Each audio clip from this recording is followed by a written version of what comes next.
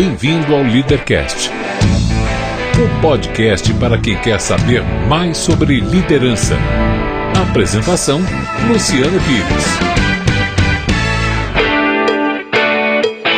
Bom dia, boa tarde, boa noite, bem-vindo, bem-vinda a mais um Leadercast, o podcast que trata de liderança e empreendedorismo com gente que faz acontecer. Este não é um programa de entrevistas, não tem perguntas programadas e nem roteiro definido, é um bate-papo informal, com gente que faz acontecer, que vai para lugares onde nem eu nem meu convidado imaginamos. O Leadercast é lançado por temporadas, às quais os assinantes da Confraria Café Brasil têm livre acesso.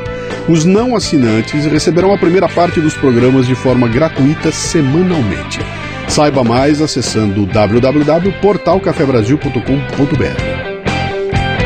Hoje eu converso com Adalberto Piotto, um caro amigo, jornalista, cineasta, um estudioso do jeito de ser do brasileiro, que tem um histórico de quase 30 anos nas principais rádios brasileiras e que nos dá sua visão sobre o Brasil, sobre nossas dificuldades, sobre o futuro. Eu trouxe aqui hoje uma daquelas vozes que caminham com a gente pela vida, né? Um sujeito que eu ouvi durante muito tempo na rádio. Sempre admirei, quis o destino que eu acabasse o conhecendo pessoalmente, em umas situações bem legais, né? Porque a gente, quando se encontrou, sempre foi para produzir alguma coisa legal, sempre foi num evento interessante. E aí deu certo, deu trazê-lo até aqui. Então hoje eu vou começar com aquelas 3 perguntas fundamentais e que exigem muito raciocínio para responder, né? Quero saber seu nome, sua idade e o que é que você faz. Eu sou Adalberto Piotto, tenho 44 anos... Já passei dos 40, isso é prova indefectível que passei dos 40. E sou hoje um diretor de documentários, produtor de documentários, além de tudo jornalista. E um estudante, eu achei isso genial o dia que eu li, você fala, o que você faz? Eu estudo o jeito de ser do brasileiro. Eu sou um dedicado estudioso da sociedade brasileira, um observador atento, verdadeiramente faço isso. Percebi recentemente que faço isso, Luciano, acho que desde quando me entendo por gente. Eu me lembro de coisas e comportamentos que eu observava, e não só o comportamento da sua tia, do seu tio, não somente essa coisa do particular das pessoas, mas quando elas estavam interagindo com o público, com qualquer coisa pública, com o público de pessoas e com as coisas que são públicas. Desde moleque, assim, como é que as pessoas paravam, se chutavam a placa ou não, se xingavam a sinalização ou não, se passavam na faixa de segurança ou não. Desde quando moleque, eu agora me dei conta que faço isso, porque isso revela uma tentativa de tentar entender onde você vive, o lugar onde você vive, com quem você vive, com as pessoas que você vive e o comportamento médio coletivo. Eu sempre uso para poder definir coisas no Brasil, eu digo que a média brasileira pensa assim, e a média brasileira, a média é a média dos ricos, a média dos médios, a média dos pobres, a média dos neo-ricos, dos velhos ricos, dos neo-pobres, dos meio-pobres, da nova classe média, da velha classe média. A média é a média. A média média é a média. Você está pegando a média daquele grupo. E a média brasileira é muito igual no raciocínio. Se você pegar a média dos ricos, ela pensa da mesma forma que a média dos pobres, que a média de classe média. É incrível como isso é latente na sociedade brasileira. Quando as pessoas reclamam do Brasil, e eu me lembro de uma vez que alguém fez essa reclamação, eu falei assim, escuta, o Brasil é um ser inanimado. O Brasil e uma pedra é a mesma coisa. O que faz o Brasil ter movimento são os brasileiros. Então, são os brasileiros, isso ou aquilo. Claro que o Brasil é o coletivo dos brasileiros e do ponto de vista retórico, você falar Brasil, você está se referindo aos brasileiros. Mas eu preciso que as pessoas nunca esqueçam que elas estão falando dos brasileiros.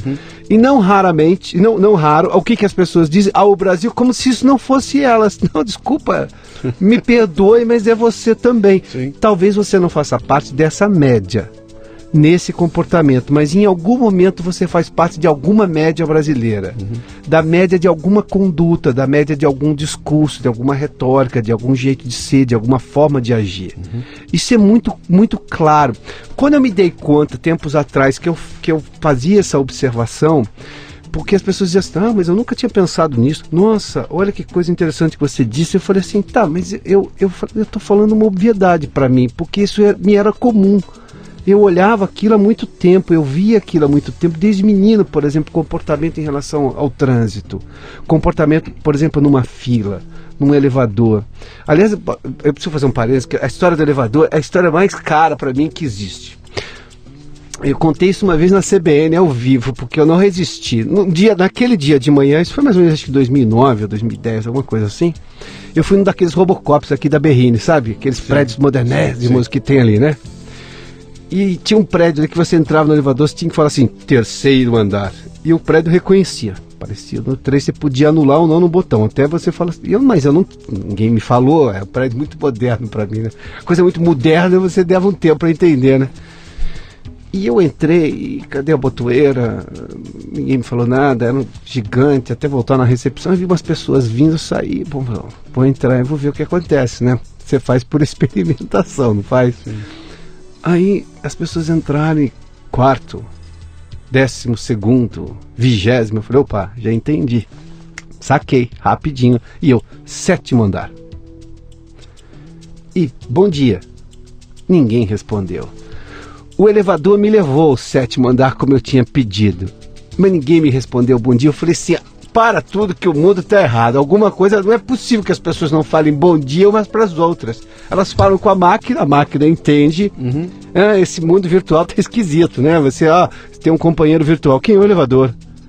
E as pessoas não falavam bom dia. E eu não estou reclamando. Eu me lembro que meu avô Ângelo, materno, ele, de uma outra geração, ele ficava passado quando ele cumprimentava uma pessoa na rua, assim, no dia a dia, a pessoa não respondia. Como assim não respondeu? Sim. Um absurdo, uma coisa tão simples, um dia era pedaço. E eu falava, avô, mas sabe como é que é? Eu era moleque, né? E eu fiquei muito com meu avô. Pô, avô, não adianta, a pessoa tá com pressa, assim, aquela coisa de uma nova geração tentando achar respostas, né? E você é jovem, você também não estava muito preocupado se o cara respondeu ou não respondeu. Nessa do elevador, eu me lembrei rapidamente dessa história. Eu falei, como é que as pessoas não falam bom dia? Por que não falar bom dia, boa tarde, boa noite, até mais? Pronto, acabou. Não custa nada? Não, e é uma coisa simples porque melhora o ambiente, naturalmente. Claro. Você faz um contato, né? Ninguém você precisa estabelece um contato com a pessoa. Estabelece um contato, sim. Exatamente. E o contato pode seguir adiante ou não. Claro. Pode ser que gere alguma outra conversa ou não. Pronto, sim. Acabou. Mas as pessoas já se viram. Essa do elevador foi a coisa mais fantástica, sim, que eu passei. É possível conversar com ele. E nós estamos caminhando para isso aí, viu? Daqui a pouco você vai ter um amigo robô que é muito mais legal que muito amigo.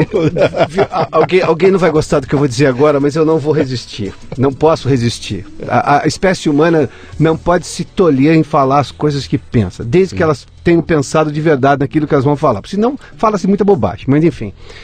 Eu estou impressionado, eu queria saber quanto de música as pessoas ouvem. Porque está todo mundo com esse fonezinho no ouvido. Esses dias eu estava no ônibus, entrei no ônibus, eu estava indo para a Jovem Pan. Não, esses dias não, foi em 2014, na eleição que eu cobri a eleição pela Jovem Pan. Aí eu pegava um ônibus todo dia de manhã. Primeiro que eu tinha que convencer os meus colegas da Jovem Pan que eu ia de ônibus, né? Falei, pô, mas por que eu vou vir na Paulista de carro? É um negócio infernal vir de carro aqui. Pego um ônibus, passa 1,5 quarteirão da minha casa, o ônibus é bom, tá, tudo bem. Aí tinha um moleque ali que pegou, tava com fone de ouvido. Aí foi passar no cobrador, o cobrador é aquele sujeito meio matreiro também, né? Não é um santo, mas nessa hora ele tinha razão. E ele fez uma piada com o moleque. E o moleque não entendeu. Uma piada tipo assim, pô, vai chover hoje, alguma coisa assim, uma bobagem dessas assim. O moleque, claro, com fone de ouvido não entendeu. Aí ele deu o dinheiro. Não tava naquele cartãozinho, pagou no dinheiro. Aí o sujeito perguntou, e eu na fila, imediatamente após esse rapaz. Um menino, idade de cursinho, assim, tava indo para aquele cursinho objetivo que tem na Paulista. Desce no mesmo ponto que eu, inclusive, desceria no mesmo ponto que eu. Aí esse menino, o cobrador falou assim, você tem 20 centavos ou 30 centavos, alguma coisa para facilitar o troco? E ele não respondeu. 20 centavos você tem? Que já não era mais a brincadeira. Que ele fazia com quase todo mundo, esse cobrador, porque ele passa o mesmo olho todo dia, mesmo cara, né? Sim, você começa a se familiarizar com o motorista e com o cobrador. E o moleque, escuta, dá pra você tirar o fone? E ele, e nada de, tira o fone, eu falei, putz, escuta, irmão, puxei o fone dele, ele tá querendo perguntar se você tem 20 ou 20 centavos, 30 centavos, uma coisa aí. Eu não estava ouvindo, mas claro que você não estava ouvindo. Mas é muita música. O que as pessoas ouvem tanto, rapaz? Tomara que seja podcast, viu? Se for podcast, tudo bem. Mas o podcast acaba, uma hora ficam 24 horas ouvindo, né? Se for Café Brasil, dá, porque tem 500 episódios, viu? Grande Piotr, deixa eu buscar um pouquinho da tua... Bom, já saí falando não, mas faz parte. Você me disse que era assim, não era? Aqui é assim. Tá, né? Bom, nosso ouvinte nos perdoará. Não faz mal. Enquanto tiver conteúdo legal, eles perdoam bastante, viu? Me fala uma coisa, me dá a tua origem, você vem de onde? Nasceu em São Paulo? Eu sou caipira. E adoro dizer isso porque há uma forma equivocada que as pessoas se referem a caipira. O caipira é caipira, tosco é tosco. E tosco pode nascer na Vieira Solto, pode nascer nos Jardins, pode nascer na Avenida Beira-Mar, qualquer uma dessas aí. Caipira é um sujeito que nasce no interior e que gosta daquilo, que está mais associado ao campo do que propriamente ao mar. Embora eu, aos 18 anos, fui à Marinha e não fui ao Exército, porque eu queria ir para a Marinha, porque eu gosto da Marinha e queria ter uma experiência de serviço militar, que na verdade acabou sendo uma escola de aprendizes marinheiros, porque eu tinha que esperar mais tempo e eu tenho pressa, eu não queria esperar. Então eu fiz um concurso, passei, entrei, fiquei lá o tempo que eu queria, passei no jornalismo, saí da Marinha e segui minha vida. Mas tive uma experiência. Caipira de onde? Eu sou caipira de Rio das Pedras. Rio das Pedras? É uma cidade com, se o IBGE, no dia de boa vontade, o IBGE dá uns 30 mil habitantes. 30 e poucos, ou 25, alguma coisa desse gênero. E hoje é famosa pelo Mediterrâneo. Não, essa aqui é do lado de Piracicaba. Essa Rio das Pedras é mais chique. É daqui. A minha é lá do sertão mesmo. De porta e porco mesmo. Do lado de Piracicaba. Eu tava lá esse final de semana, inclusive. Eu sou de Bauru, viu? Bom, então nós estamos aqui nós estamos no sertão aqui. Que é uma maravilha. E é uma cidade que é uma ilha no mar de cana, porque ali toda a produção, que já foi do café no passado, ainda tem alguma coisa de café, mas a maior parte é de cana-de-açúcar. As usinas representaram a dor e a delícia de ser quem somos, porque, claro, alavancaram a economia, mas uma usina de cana-de-açúcar tem sempre um problema, porque cana, quando se queimava, gerava o que a gente chamava de cisco, mas isso tem um outro nome, cavãozinho, sei lá o nome disso aí, que caía, sujava, e aquele trânsito de caminhões, e não era tão regulamentado como é hoje, é muito melhor. Sim. Mas você mora numa plantação, ao redor de uma plantação de cana, e cana, depois quando você corta a cana, fica aquela terra, venta, seco. Às vezes o ar está mais seco lá do que em São Paulo. Às vezes o ar de São Paulo é melhor do que do interior, por incrível que pareça, dada essa produção de cana, que hoje é muito melhor, hoje é muito mais regulamentada, essas coisas todas, mas sofreu muito isso. Agora, se esse país pode dizer ao mundo que tem etanol, que tem um combustível mais limpo, esse país precisa agradecer ao interior dele. É o interior que garante essa imagem positiva do Brasil. E é essa coisa que eu acho que a cidade grande, São Paulo muito menos, porque São Paulo é um lugar feito de gente de qualquer lugar do mundo. Então cidades cosmopolitas são extremamente abertas. Aliás, só tem uma cidade cosmopolita nesse país. Eu diria que só tem uma cidade cosmopolita na América Latina inteira, que é São Paulo. As outras todas, até porque o estilo espanhol de ser, que fez, por exemplo, a cidade do México, Buenos Aires e por aí vai, é uma coisa muito mais arraigada do que o que os portugueses nos deixaram. E eu acho que nós criticamos demais os portugueses às vezes. Acho que há um exagero na crítica. Os portugueses chegaram aqui em 1500, nós estamos em 2016. E eles têm uma resposta deliciosa. Verdade, quando criticamos? Mas a resposta deles é deliciosa. Ele falou o seguinte, cara, quando nós saímos daí, o Rio de Janeiro era maior que Nova York. Pois é. Ele falou, quando nós saímos daí, Rio de Janeiro era maior, mais importante que Nova York. E hoje, olha o que aconteceu. O que aconteceu depois, nós não temos... Ontem eu fiz um post, aliás, o Portugal ganhou a Copa da UEFA. Isso.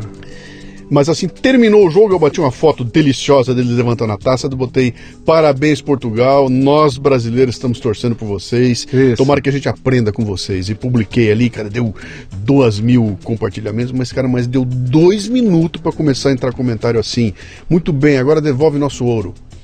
Sim. Sabe assim, agora devolve nosso ouro, devolve o que vocês roubaram, não sei o que, cara... O Brasil tem um lance aí de voltar no tempo, né, e trazer de volta coisas que já tem 100, 200, 300, 400 anos, e a gente não se liberta do passado, cara. Parece que... Nós temos duas manias. Dentro dessa lógica, agora vamos para uma coisa mais sofisticada, de observação da sociedade brasileira. Nós temos um problema com o passado, isso é notório. E são dois os problemas. A gente é divorciado do nosso passado, o que é uma estupidez gigantesca, porque não existe presente sem passado, é uma questão semântica, por sinal, não é uma novidade, de novo não estou contando uma novidade aqui. E segundo, a gente tem a mania de culpar o passado por tudo. Eu não sei o que é pior, o divórcio ou a mania de culpar o passado, mas o problema está no passado. E se a gente não resolver isso daí, quando eu fui fazer o filme O Orgulho de Ser Brasileiro, a razão de eu me chamar de documentarista é essa. Claro que eu fiz outras coisas, mas esse foi o primeiro longa-metragem.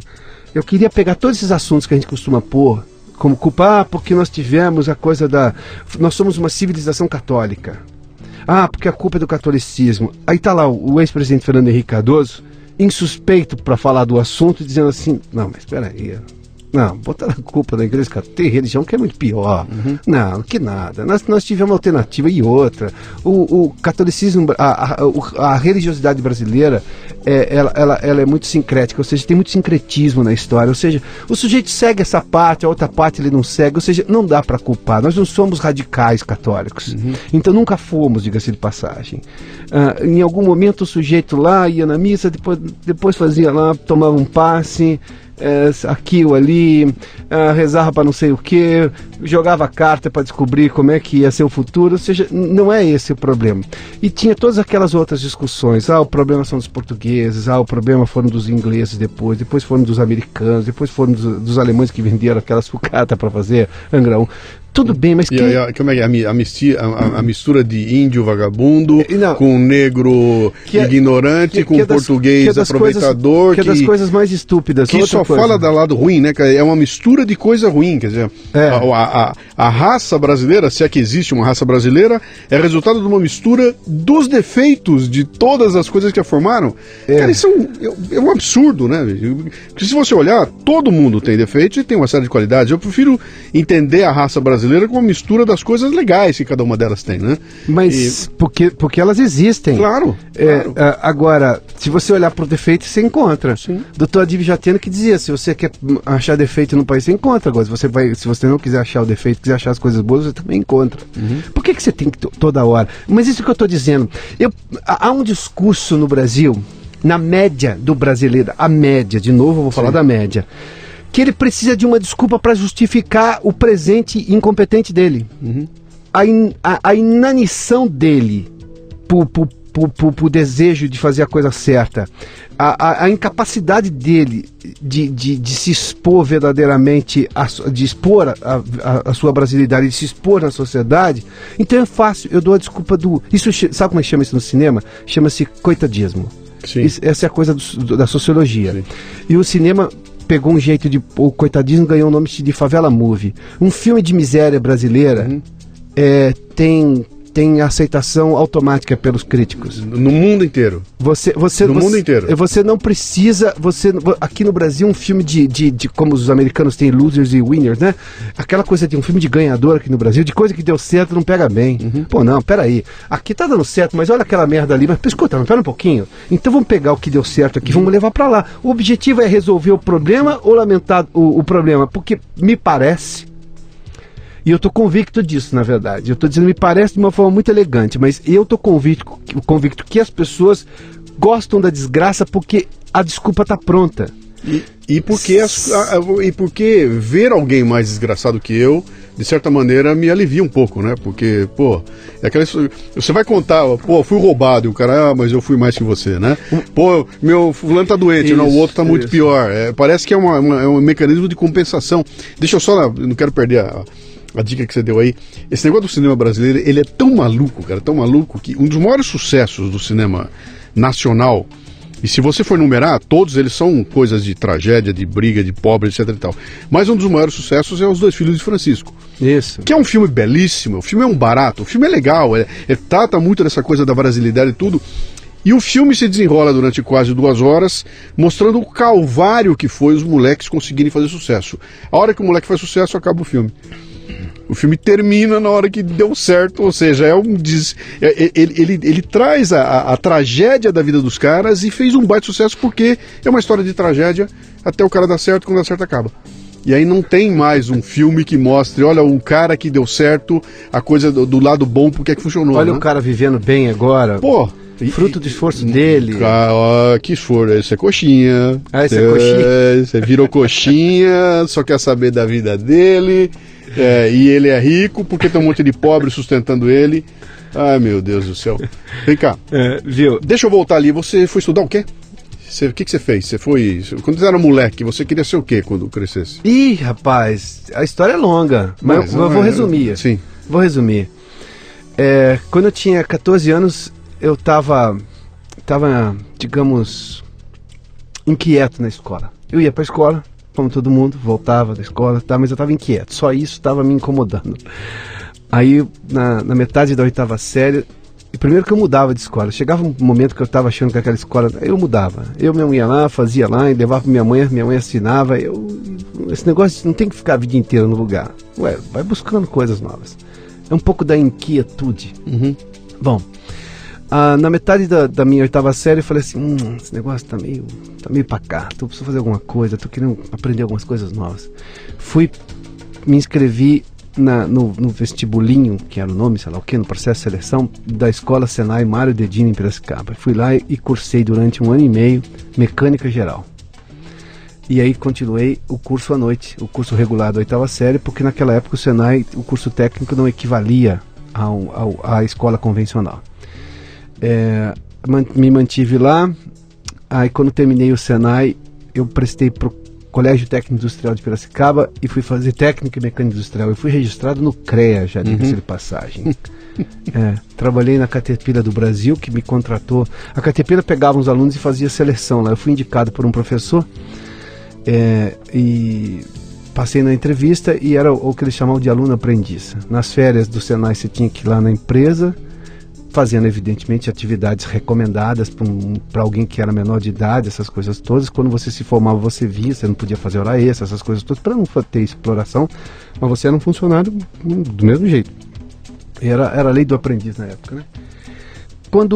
Aí chegou uma hora assim que no último ano do meu colégio técnico eu falei, bom, já fiz tudo isso, eu preciso fazer outra coisa. Pô, vou para a Marinha. Aí queria fazer serviço militar, mas como eu completo 18 anos em abril, completaria 18 anos em abril, eu faço aniversário em abril, e naquele ano, em 1990, eu completei 18 anos em abril, e você faria serviço militar no ano seguinte ao que você completou 18 anos, eu só faria em 91.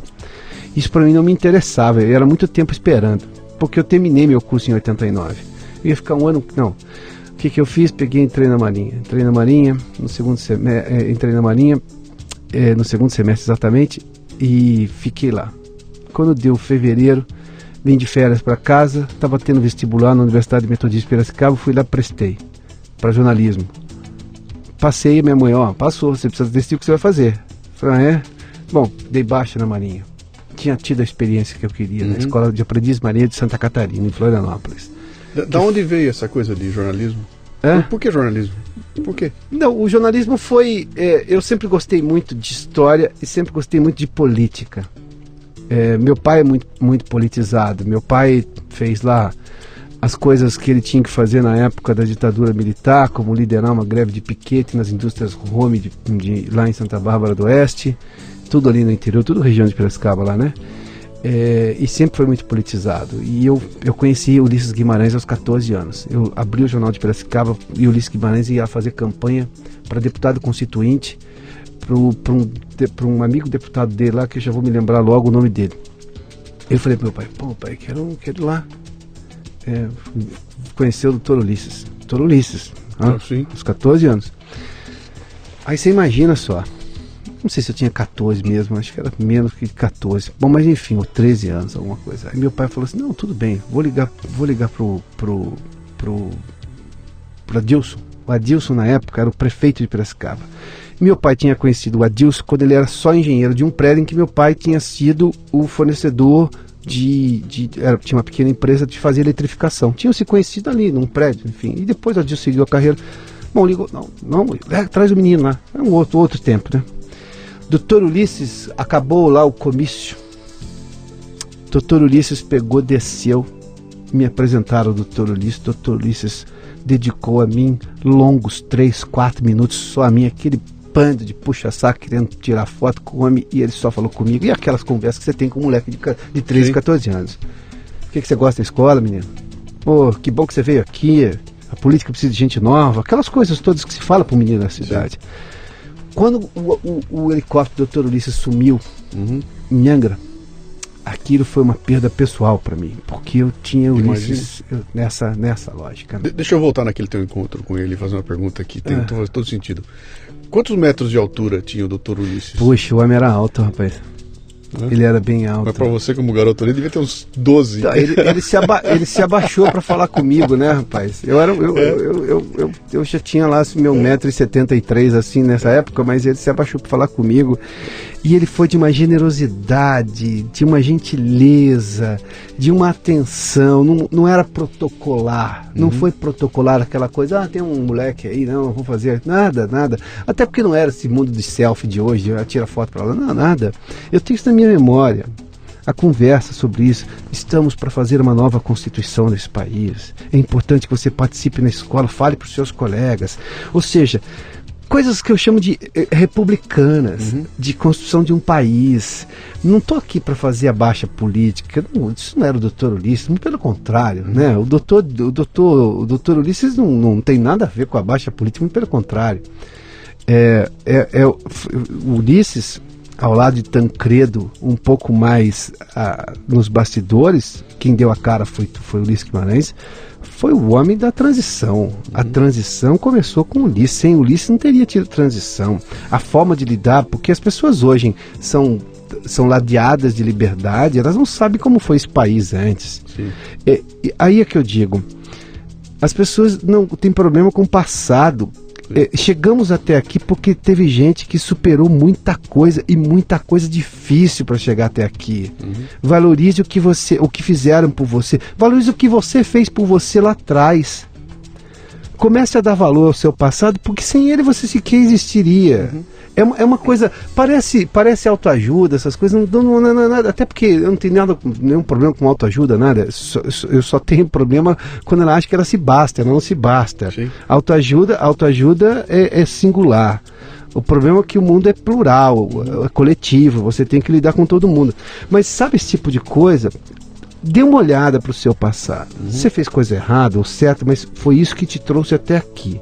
Se você está numa situação ruim, você deve ter aprendido um monte de coisa e como não fazer de novo. Se você está numa situação um pouco melhor, você fez alguma coisa certa que te trouxe até aqui. Se você está numa situação muito boa, você fez um monte de coisa muito certa que te levou até aqui.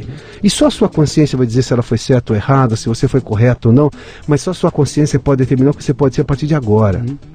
Isso vale para a sua vida particular, para a vida das pessoas que dependem de você e para a sua relação com o seu país. E quando a gente vai para esse mundo profissional, cara, é impressionante. Isso eu tenho visto cada vez mais, cara. Quando aparecem uns modismos, que o pessoal bota os rótulos novos, parece que o mundo se iluminou a partir desse momento e tudo que aconteceu antes não vale mais, era bobagem, era besteira e não serve mais, né? Eu tenho uma história que eu escrevi num texto meu, eu uso numa das minhas palestras, né? Eu fiz a viagem para o Monte Everest, no Nepal, acabei adorando. Você me deu uma entrevista no CBN, por isso foi aí que tivemos o primeiro contato. Foi faz tempo isso, né? E foi num sábado que eu tinha um programa de sábado. Foi por telefone, né? Foi por telefone. Eu me lembro disso, sim. Agora era o meu Everest o nome do livro. Exatamente, boa lembrança. Que você só foi até o campo base. Mas aí eu mergulhei nessa história para aprender a história toda e tem um lance que aconteceu ali que é genial, cara. E se me permitir, eu vou contar ele aqui agora. Aliás, eu preciso fazer uma defesa do Luciano, porque ele não vai fazer, então eu faço agora. O meu Everest chama-se Meu Everest, o livro, porque era o limite dele chegar até o campo base, não é isso? O que não é pouco, para quem conhece o que é chegar no campo base no Everest, aliás, para ir até o Nepal e ir até o Everest, convenhamos, não é pouco. Eu precisava te fazer essa defesa, é justa. Sim. Mas ali tem uma história de um alpinista, um inglês, que é o George Mallory, que esse cara era um maluco, era um alpinista super conhecido, em 1920, alguma coisinha, e era o cara o cara era um alucinado lá na Inglaterra, e adorava montanhismo, e esse cara resolveu que ia pro Everest, eles foram algumas vezes para lá, e lá por 1924, alguma coisa assim, eles decidem ir para lá para subir a montanha. E vão para escalar a montanha. Agora você imagina o Everest em 1924, o que era chegar até lá, como é que era aquilo. E os caras começam a subir, lá pelas tantas, sobe ele, a equipe tenta ir até o cume, não consegue, volta, e aí vai ele e mais um cara. Ele e o Andy Irvine é o nome do outro sujeito. Sobem os dois, e lá do campo base o pessoal bota uma luneta e consegue enxergar os dois lá pelos 8.000 metros de altura, que já é uma paulada. E aquela tem uma foto desse momento que aparece a montanha com 2 pontinhos, são eles dois, e aquela foi a última imagem. Nunca mais esses caras desapareceram no Everest, morreram e nunca mais se sabe a história deles. E há uma discussão muito antiga de será que os dois chegaram no topo ou não chegaram? Não tem como descobrir, a não ser que se encontrasse o corpo desses dois caras e no corpo tivesse a câmera fotográfica, que estaria preservada e daria para revelar o filme e ver se eles chegaram no topo ou não. Então durante muito tempo se buscou o corpo dos dois. Agora achar corpo de alpinista no Everest é uma loucura, porque sei lá onde caíram, sei lá onde morreram. E um garoto, um alemãozinho, pega todos os dados disponíveis e começa a fazer um trabalho lá para 1996, 97. Ele começa a fazer um trabalho de plotagem em cima do Everest e faz um cálculo todo e determina o seguinte: olha, se tiver caído em algum lugar, está caído aqui. E determina uma região onde talvez tivesse o corpo dos caras, né? Em 99 os caras vão para lá, fazem uma expedição seguindo a dica do alemão e encontram o corpo do George Mallory caído no lugar que o alemão disse que ele podia estar, né? A câmera fotográfica não estava lá, não encontraram o corpo do segundo cara ainda, estão procurando até hoje, né? Mas uma coisa que chamou a atenção, que é o que me traz agora para dizer você, é o seguinte: o sujeito que descobriu o corpo, ele estava caminhando lá, de repente ele viu uma coisa caída, parecia mármore, era o corpo de George Mallory. Ele foi lá e depois ele dá uma entrevista e falou o seguinte: cara, o que mais me chamou atenção ali foi o seguinte: quando eu mexi no corpo dele, que eu puxei e tirei as coisas, a roupa que ele estava vestindo, naquela altitude que eu estava lá, qualquer americano que hoje caminha pelas ruas de Seattle no inverno está mais protegido do que esse cara estava às 8.000 metros de altura do Everest. Esse cara estava com uma botina de couro, cara. Tava usando lãzinha, essas coisas, nem pensar pela cabeça que você vai para lá. Então, a reação que se faz é o seguinte: cara, esse cara era um maluco, era um alucinado, onde já se viu subir o Everest para aquela altitude com uma bota de couro que não é apropriada, cara, isso é um absurdo. E a lição que eu tiro daí é o seguinte: cara, é muito fácil você olhar para esse sujeito hoje e falar, cara, esse cara é um louco porque ele subiu o Everest sem ter as condições. Mas é o seguinte, isso é o que existia na época. Era o que tinha de mais adequado na época. E esse cara, com essa coisa inadequada, a roupa inadequada e com frio, chegou a 8.000 metros e abriu o caminho para quem veio depois chegar aos 8.850. Então, em vez de você olhar e dizer que o cara é louco, é um maluco, você tem que olhar e falar o seguinte: meu, que coragem esse cara tem, olha até onde ele foi. Agora, traga isso para a tua empresa, né? Se você está hoje aqui no Bem Bom, como diretor, o gerentão, etc e tal, dá uma olhada para os caras que passaram por uma inflação de 80% ao mês. Não tinha internet, cara, não tinha telefone celular, não tinha nada, não tinha computador, e esses caras trouxeram a empresa até aqui. Então, olhar para trás e dizer o seguinte: eram ineficientes, tinha gente demais trabalhando, é muito fácil fazer. Agora, olha por onde, então, trate esses caras como heróis e não como os caras ultrapassados que não sabiam fazer, entendeu? Essa usei aqui porque é um exemplo que para mim é fundamental. Você está fazendo de novo aquela coisa, né? Você está tentando promover o bem-estar do presente com o futuro, que nós temos, que eu falei, somos divorciados do passado. Sim. E dá errado. Dá errado porque você sempre julga com prepotência. E só que é o seguinte: quando as pessoas, voltando à realidade brasileira, veja só o que já foi resolvido nesse país. Não vou nem voltar quando os portugueses chegaram aqui, tiveram que desbravar. Não vou nem, por exemplo, tem uma coisa que as pessoas pegam sempre: a rodovia dos bandeirantes. Você já pensou na vida de um bandeirante naquela época? Aí, se o sujeito for metido a politicamente correto e falar assim, matava os índios, a exploração, bom, você está usando a terra que ele desbravou, então saia daqui. Percebe? Sabe, vamos brigar com esse problema? Eu conheço gente que xinga o Barão do Rio Branco porque ele foi lá e tirou o Acre da Bolívia. Eu falo, então tudo bem, você quer devolver? Não, agora não, peraí, então há uma contradição no seu discurso. Sim. Mas imagina só o que os bandeirantes fizeram ao desbravar esse país. Aí, quando você vai no Rio Grande do Sul, e eu sei porque sem polenta não existiria, porque sem polenta não existiria italiano nenhum no mundo, e sem polenta não existiria o Brasil também, porque os italianos que vieram aqui comiam galeto, radicchio, porque é um almeirão que nasce rápido, e polenta, porque você planta milho, você faz fubá, e o fubá dura o ano inteiro. Porque esses caras vinham aqui para sobreviver antes de tudo. Sim. Eles foram para o interior do país. Imagina a situação. Você viaja hoje para o exterior com 2 cartões de crédito internacional, com seguro saúde, com passagem de ida e de volta, num avião confortável, pode ser apertado na classe econômica ou não, mas enfim. O meu bisavô veio para cá, assim como todos os outros, vieram na 3ª classe do navio, sabe-se lá em que condição, para chegar num país que não falava a sua língua, que você não falava a língua deles. A viagem deve ter levado 1 mês, 2 meses. Pensa bem o que é. E esses caras passaram por tudo isso, construíram o que construíram. Essa cidade, por exemplo, que nós estamos, São Paulo é o que é pela imigração italiana, foi isso. São Paulo existe porque os italianos vieram para cá, porque São Paulo era um lugar subdesenvolvido ao extremo no final do século passado, no final do século XIX, perdão, e o começo do século XX, foi aí que começou a recuperação. Por quê? Porque você trouxe um monte de gente que já estava um pouco mais instruída, que sabia profissões que eram necessárias, marceneiro, carpinteiro, essas coisas. Esse sujeito, pedreiro, esse é o sujeito que você precisava construir um país. Sim. Não se constrói um país com discussão sociológica, se constrói um país nessa hora, um país que tinha uma densa povoação no litoral e muito pouca gente no interior, se constrói com pedreiro, com carpinteiro. Essas pessoas são muito importantes. Essas pessoas fazem a coisa acontecer, para usar uma expressão que você usou um pouco antes aqui. Depois disso nós tivemos a primeira metade do século XX no Brasil foi turbulenta. Aquele momento de Getúlio, da República que estava se instalando, e depois o que veio de Getúlio, e a ditadura ou não e tudo mais. Aí veio Juscelino, que digamos foi um pouco um momento um pouquinho mais dourado do Brasil, mas depois veio a turbulência dos militares. Tudo isso alguém passou. Mais recentemente passamos por 2 coisas, que eu digo que são as coisas mais fantásticas. Nós somos o que somos, estamos onde estamos, e estamos num lugar muito, muito, muito privilegiado, perto do que já estivemos.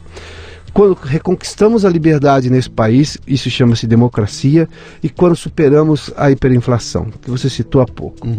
Isso é que trouxe essa sociedade hoje.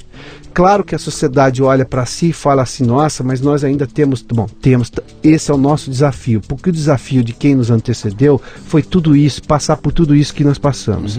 O desafio nosso agora está em construir uma sociedade justa. O desafio nosso agora está em construir uma cidade mais justa. O desafio nosso agora é uma cidade que tenha boa possibilidade de você se locomover sem sofrer tanto por ela. O nosso desafio agora está em despoluir Rio, porque poluímos. Mas os caras poluíram. Mas, escuta, eu não sei qual era a vida do momento. Errou-se no passado, mas não errou-se no Brasil. O Thames era insuportavelmente poluído. Os rios japoneses eram insuportavelmente poluídos. Bom, em algum momento eles tomaram a decisão de despoluir. É o que nós estamos tomando essa decisão agora. Sim. Eu faço parte de uma ONG de saneamento básico, que é uma coisa que me é muito cara, e te conto por que daqui a pouquinho. E digo assim, a pessoa vai à praia no final de semana, ela pula aquele esgoto que desemboca na praia, que ela está, e você pergunta, foi bom, foi lindo, foi ótimo? Não, ótimo não foi, você pulou esgoto, foi alguma coisa menos ótimo. Porque você não pode achar que aquilo é normal. Primeiro porque tem solução. Não é que eu estou procurando a tão desejada cura do câncer. Não, saneamento básico tem solução, e solução já conhecida, e que não é cara. Agora, você precisa se envolver com aquilo. Eu estou falando de saneamento para você porque quando eu comecei a escrever, já como jornalista, num jornal lá da minha cidade, chamava-se O Regional, eu descobri uma história que o prefeito tinha desviado, na época, que era candidato à reeleição, quando tinha sido prefeito na outra legislatura, tinha desviado dinheiro da educação para canalizar um córrego que é o Rio das Pedras, que passa no meio da cidade. Eu falei, mas desviou dinheiro da educação. Ele não aplicou, porque na época era os 25% da arrecadação em educação, que estava na Constituição de 88. Bom, um outro candidato me deu todos os documentos, eu chequei, era tudo verdade. Eu falei, bom, escrevi a matéria, e dei-lhe uma pancada no prefeito. Eu estava no 2º ano de escola de jornalismo quando eu fiz isso. Eu entrei em 91, isso foi em 92. Bom, ele perdeu a eleição e ele me processou por calúnia, difamação e injúria na já morta lei de imprensa que tinha na época. O juiz não aceitou, se não me engano, acho que injúria, aceitou só a difamação. O juiz só aceitou difamação e calúnia, que eram os mais pesados, por sinal. apesar de eu apresentei todas as provas, fiz o que fiz, fui absolvido em primeira instância, recorri à segunda instância e aí o processo terminou. E eu ganhei. Porque acho que nem foi julgado em segunda instância porque o processo caducou, ou seja, prescreveu. Houve prescrição, mas quando houve um julgamento eu fui absolvido. Porque eu tinha todas as provas. E isso é muito caro. Ele mexeu com duas coisas que ou afetam o seu bem-estar social ou comprometem ou não o seu futuro. Educação, e porque eu não consigo conviver com esgoto. Eu não consigo conviver com a ideia de que as pessoas jogam lixo na rua. Não faz sentido. Todo mundo tem bolso. E se for uma coisa pegajosa, bom, vai lá e tenta resolver um problema, mas você não pode abandonar aquilo, porque aquele lixo volta para você. Porque se você faz isso aqui, o outro faz ali. Não se construiu uma lógica de proteger a sua calçada, de proteger a sua cidade. Eu me lembro lá atrás que o público no Brasil é de ninguém, não, o público é de todos. É esse um erro que nós temos. A gente não cuida bem das nossas coisas, a gente não luta pelas coisas. A média brasileira, a média, de novo, a média é a média dos pobres, dos médios e dos ricos, né? A média brasileira abandona para fazer um debate, depois discutir o que. A média não luta pelas coisas. Vou citar um caso agora recente, que eu comparo com um caso um pouquinho mais antigo. A Lei Rouanet, por exemplo, que é uma lei de incentivo fiscal para projetos culturais. O Estado brasileiro lá atrás descobriu que ele não conseguia fazer isso tudo. O que ele disse? Bom, a iniciativa privada pode fazer, vou criar uma forma de incentivar. A lei tem defeitos? Tem, eu vou dizer até quais são, daqui a pouco, porque eu fiz uso dela. Fiz uso muito pouco dela, porque eu tive que colocar dinheiro privado, meu, particular, para concluir o meu filme, mas isso não tem, sem a lei eu não teria começado. Sim. Então eu preciso valorizar uma coisa que me deu a possibilidade do começo. Ela não é perfeita? Não, eu não sei o que é perfeito no mundo. Mas aí, quando surgiram denúncias envolvendo crime, e que resvalaram na lei, vão acabar com a lei. Não se acaba com a lei, se melhora a lei. A lei criou uma indústria de entretenimento no país, a lei criou várias profissões porque você começou a ter demanda. São Paulo é a meca dos musicais por causa disso. O Rio de Janeiro tem cinema a dar com pau, por quê? Porque tem uma lei de incentivo. O que eu acho, por exemplo, na história da lei, é que a lei tem que ter uma porta de saída. Algumas atividades daqui a algum tempo não merecem. A empresa não pode pegar o dinheiro dela e aplicar num projeto dela, tem que aplicar no projeto de outras pessoas. Às vezes você vai pedir para uma empresa hoje, eu estou com outro filme que é para falar sobre transplante de fígado no país, que já está em fase de captação, e está terrível conseguir o recurso, porque você criou um vício nas empresas, que elas vão lá, elas fazem algum projeto delas mesmas, ou seja, a empresa é um banco, ou ela é uma metalúrgica, ou ela de repente ela passa a ser uma produtora cultural, porque ela pega o dinheiro do imposto dela e aplica no projeto dela própria. Sim. Esse é um defeito da lei. Esse é um erro da lei. Agora, não é um erro da lei. A lei não pensou nisso. Isso foi uma coisa que foi criada depois. Alguém achou uma brecha, então eu vou lá e corrijo a lei. Você se lembra da história da Sudene? A Sudene tinha uma lógica de existir, a Superintendência de Desenvolvimento do Nordeste. Sim. Porque tem muita corrupção, vamos acabar. Não, acabe com a corrupção, a Sudene precisa existir. A Sudene é um órgão que estuda aquela região, que tem noção de como você aplica o recurso. Não, eu acabo, então não se luta pelas coisas no país, se abandona as coisas, se acaba com elas. Parece que é uma característica bem brasileira. Se você aplicar isso em política, né, você vê o seguinte, o Brasil é um país que funciona aos trancos e barrancos, porque a cada 4 anos para tudo e começa de novo, né? Exatamente. Então, terminou um mandato, assumiu um presidente novo, que destrói tudo que vinha acontecendo, some com a equipe, para com essa coisa toda, troca todo mundo e começa tudo outra vez. Eu me lembro que eu fui... Que é o que se chama de política de governo e não política de Estado, e a gente precisa de política de Estado. E quando você faz uma comparação, aquela velha comparação que a gente faz com a Coreia, né? Por que a Coreia conseguiu um salto gigantesco em 25, 30 anos? Porque os caras botaram um projeto de longo prazo, onde não importa quem era o governante da hora, esse cara estava seguindo um plano, né? E esse plano não era mudado a cada 4 anos. No Brasil, os caras mudam, cara, entram e o que tinha de bom acontecendo para se implementar uma nova ideia quando você deveria estar melhorando a ideia anterior. Mas essa ideia da melhora das coisas parece que não existe aqui no Brasil. A ideia aqui é o seguinte, para isso tudo e começa outra vez. E não se leva em conta tudo aquilo que você perdeu, o histórico que você perdeu, por causa de meia dúzia de bandidos. Não, e se perde muita coisa, se perde o avanço. Mas se você pegar a Rouanet, olha, a Rouanet ano passado, sei lá, teve 15 mil projetos, cara.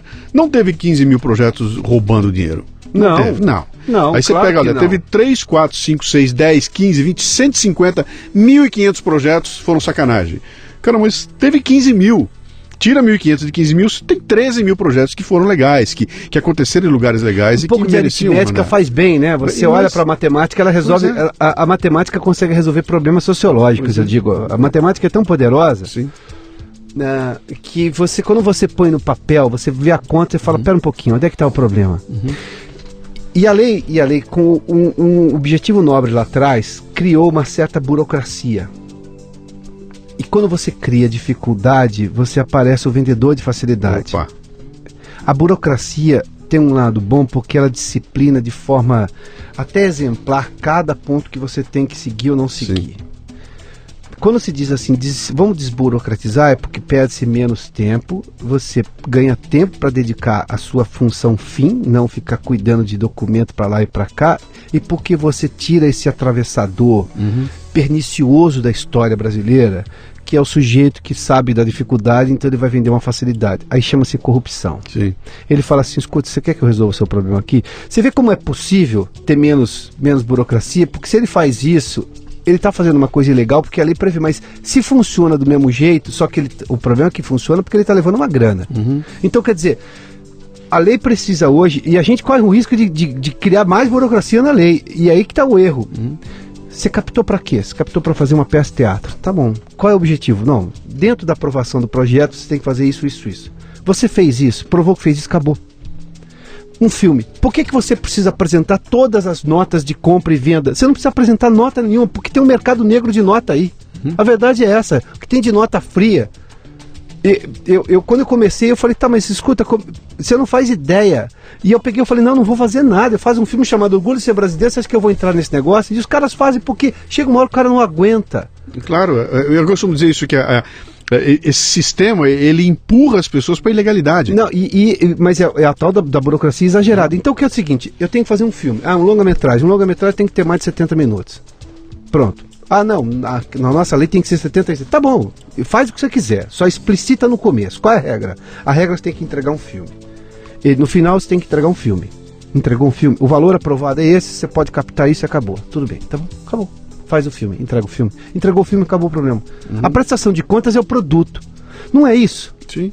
Agora, por que eu tenho que tratar a lei, o produtor cultural com toda essa burocracia? Quando a indústria automobilística vai lá e quer que reduza o IPI para poder vender mais carro, e ela justifica com o emprego que ela gera, tudo bem, eu não estou nem julgando o mérito aqui. Cada carro sai assim, este carro foi financiado com redução do IPI, sai não sai. Segundo, ele tem que apresentar cada nota fiscal, não, ele tem que apresentar que ele manteve os empregos, se teve contrapartida ou não. Que o carro que ele entregou tem qualidade, ou seja, o cara comprou e recebeu. Acabou, é simples. Por que você tem que tratar? Agora, há um problema no meio cultural que artista acha que o mundo gira ao redor dele. E eu, como eu sou jornalista nessa hora, eu falei, escuta, vocês estão errados, vocês têm que parar com essa ideia. Trata a coisa como uma indústria, porque a indústria automobilística não quer ser tratada como um apêndice do governo, mas ela vai lá e pede incentivo, ela reclama incentivo. E é assim no mundo inteiro. Um incentivo é a lógica da economia. Provavelmente isso deve ter existido na civilização romana, que foi das coisas mais envolvidas, parecida com o que nós vivemos hoje, foram os romanos. Os romanos provavelmente devem ter falado, escuta, precisa fazer um aqueduto aqui. Por quê? Porque não, precisa levar água para cá, não sei o quê. Como é que nós vamos fazer esse aqueduto? Não sei o quê. Não, mas olha, eu não consigo fazer porque já estou fazendo outros 4 aquedutos que vêm daqui, mas aqui um grupo, não, mas tem uma empresa aqui, os agricultores vão se juntar a fazer. Então, mas preciso de incentivo. Então eu vou reduzir o imposto deles, eles constroem. Isso provavelmente deve ter existido lá em Roma. Não tenho dúvida que isso existiu no Império Romano. Você tem um governo hoje que faz incentivo, por quê? Porque ele não consegue controlar tudo, ele não consegue fazer tudo. Governo nenhum do mundo vai fazer tudo. O sonho do socialismo, do comunismo, do governo central, isso é uma balela, isso não funcionou em lugar nenhum do mundo. Isso é de uma hipocrisia imensa. Ele tem pontos positivos porque ele conseguiu dar resultado em algumas coisas, porque ele centralizou o poder dele. Ele pôs, a União Soviética tinha atletas extremamente bem desenvolvidos e ganhavam medalha, porque se gastava-se dinheiro só naqueles, o resto ficava sem nada. Eu ia na escola, identificava aquele moleque que saltava muito, que corria muito rápido, eu vou investir meu dinheiro nesse. E o resto seguia lá a vida. Tanto que a gente viu a pobreza quando caiu o muro alemão, e quando as cortinas de ferro foram abertas, ou seja lá o que for, a gente viu a desgraça. Que o capitalismo tem problema? Claro que tem problema, mas você tem a liberdade para reclamar, você tem a liberdade para propor, para mudar de governo, para mudar de candidato, para não sei o quê. Para não aceitar nenhuma das regras. Se você não quer, você não precisa fazer. Você vai, percebe? E isso você impõe à sociedade o dever de participar da vida pública do país. Uhum. O que o Politburo não te dá o dever seu aqui é seguir o que nós mandamos. Uhum. Alguém achar que isso é modo de vida? Então, o que nós temos aqui, volta à questão inicial, é que a gente precisa lutar pelas coisas. A média brasileira desiste das coisas. Uhum. Quando eu fiz o Orgulho de Ser Brasileiro, eu queria acabar primeiro com a Favela Movie. Porque, escuta, eu sou jornalista. Eu já tinha passado mais de 20 anos da minha vida pondo um monte de gente pobre, de lugares pobres, reclamando lá e vendo que aquilo tá reclama. A miséria não comove o Brasil. A média do brasileiro não fica comovida com a miséria. Então isso não choca mais ninguém. Se não choca, o cara não se mexe. Aí eu disse assim, vou mudar o discurso. Eu vou colocar a parte da sociedade que deu certo para perguntar para ela por que a outra parte não deu certo. Porque se eu descobrir que as razões que essa aqui tem é parecida com aquelas outras, a gente começou a juntar um país. Se a gente juntar o país, a gente percebe que a gente está mais junto do que a gente imaginava. Uhum. E as reclamações são exatamente as mesmas. Os pontos de vista são extremamente parecidos. E tem uma coisa, eu tenho um entrevistado no filme lá, que é o Didu Russo, que é um publicitário, hoje é um especialista, cronista de vinhos e gastronomia, enfim, tudo mais. E ele faz uma reclamação lá, que ele falou assim, a média do brasileiro é mal educada, o brasileiro chega no restaurante, não olha nem para a cara do garçom, do sommelier que está ali indicando o vinho e tudo mais, o sujeito se acha que o outro é empregado dele e tudo mais. Quando alguém reclamou dessa parte da entrevista, eu falei assim, você acha que se eu pusesse o presidente da associação do sindicato dos garçons, alguém ia dar bola? Ele é considerado inferior por esse arrogante. Quando eu pego um sujeito que é da mesma classe social dele e falo assim, você é um mal educado, ele fala, opa, como assim? É um igual reclamando do outro. Sim. Porque não é o de baixo não tem direito de reclamar. Porque eu sou superior a ele, não é essa média, a média não pensa dessa maneira. Quando eu pego duas pessoas que são da mesma faixa, do mesmo convívio, sabe, do ponto de vista socioeconômico, estão ali parecidas, aí ele reage. Aí ele fala, escuta, esse cara tá me chamando mal educado. Porque no meio dele ele vai ser conhecido como mal educado. Por um do meio dele. Uhum. Eu precisava provocar novos debates. Porque eu sabia que alguns debates não estavam dando resultado.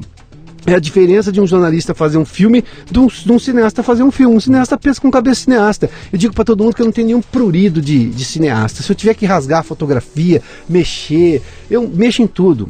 Eu só não mexo no depoimento. O depoimento me é caro, porque isso é prurido de jornalista. Uhum. Eu não posso tirar a essência do que diz. Tanto que na edição, quando você vai editar um filme desse aí, eu tinha 16 entrevistados, todos muito importantes, todos que tinham se exposto, que tinham me dado o que era o que chamava de principal, honestidade intelectual. Me diga verdadeiramente o que você pensa. Eu não quero nada além disso. Nem menos nem mais. E eles me deram honestidade intelectual. O filme é fabuloso. Porque eu precisava que debates novos acontecessem, porque eu sabia que os outros formatos não provocavam um debate. Aí o que eu tive, a primeira pancada que eu levei foi o que? Da crônica de cinema, dos críticos de cinema, uma parte só, diga-se de passagem, para fazer justiça aos que reconheceram o esforço, dizendo que, claro, acostumados ao Favela Movie, eu dou um discurso pronto. Aí eu disse numa coletiva lá, eu falei, tá, se eu fizesse um filme de miséria aqui, primeiro que seria mais fácil, eu vou numa favela, em 5 dias eu filmo todo mundo, acabou. O que eu levei 3 meses filmando aqui, eu faço em 5 dias lá. Eu ia mostrar mais do mesmo, você ia falar assim, nossa, que desgraça que é o Brasil. A gente ia continuar com esse discurso e amanhã você ia estar levando a sua vida normalmente, sem se preocupar com nada.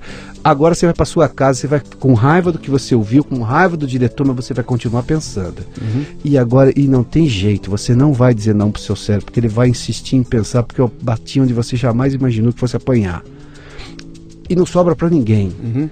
Bate-se em tudo, questiona-se tudo. E para com essa mania de achar que isso aqui deu errado. Se deu errado, você está dando errado, porque você está produzindo um país errado para o outro ali na frente.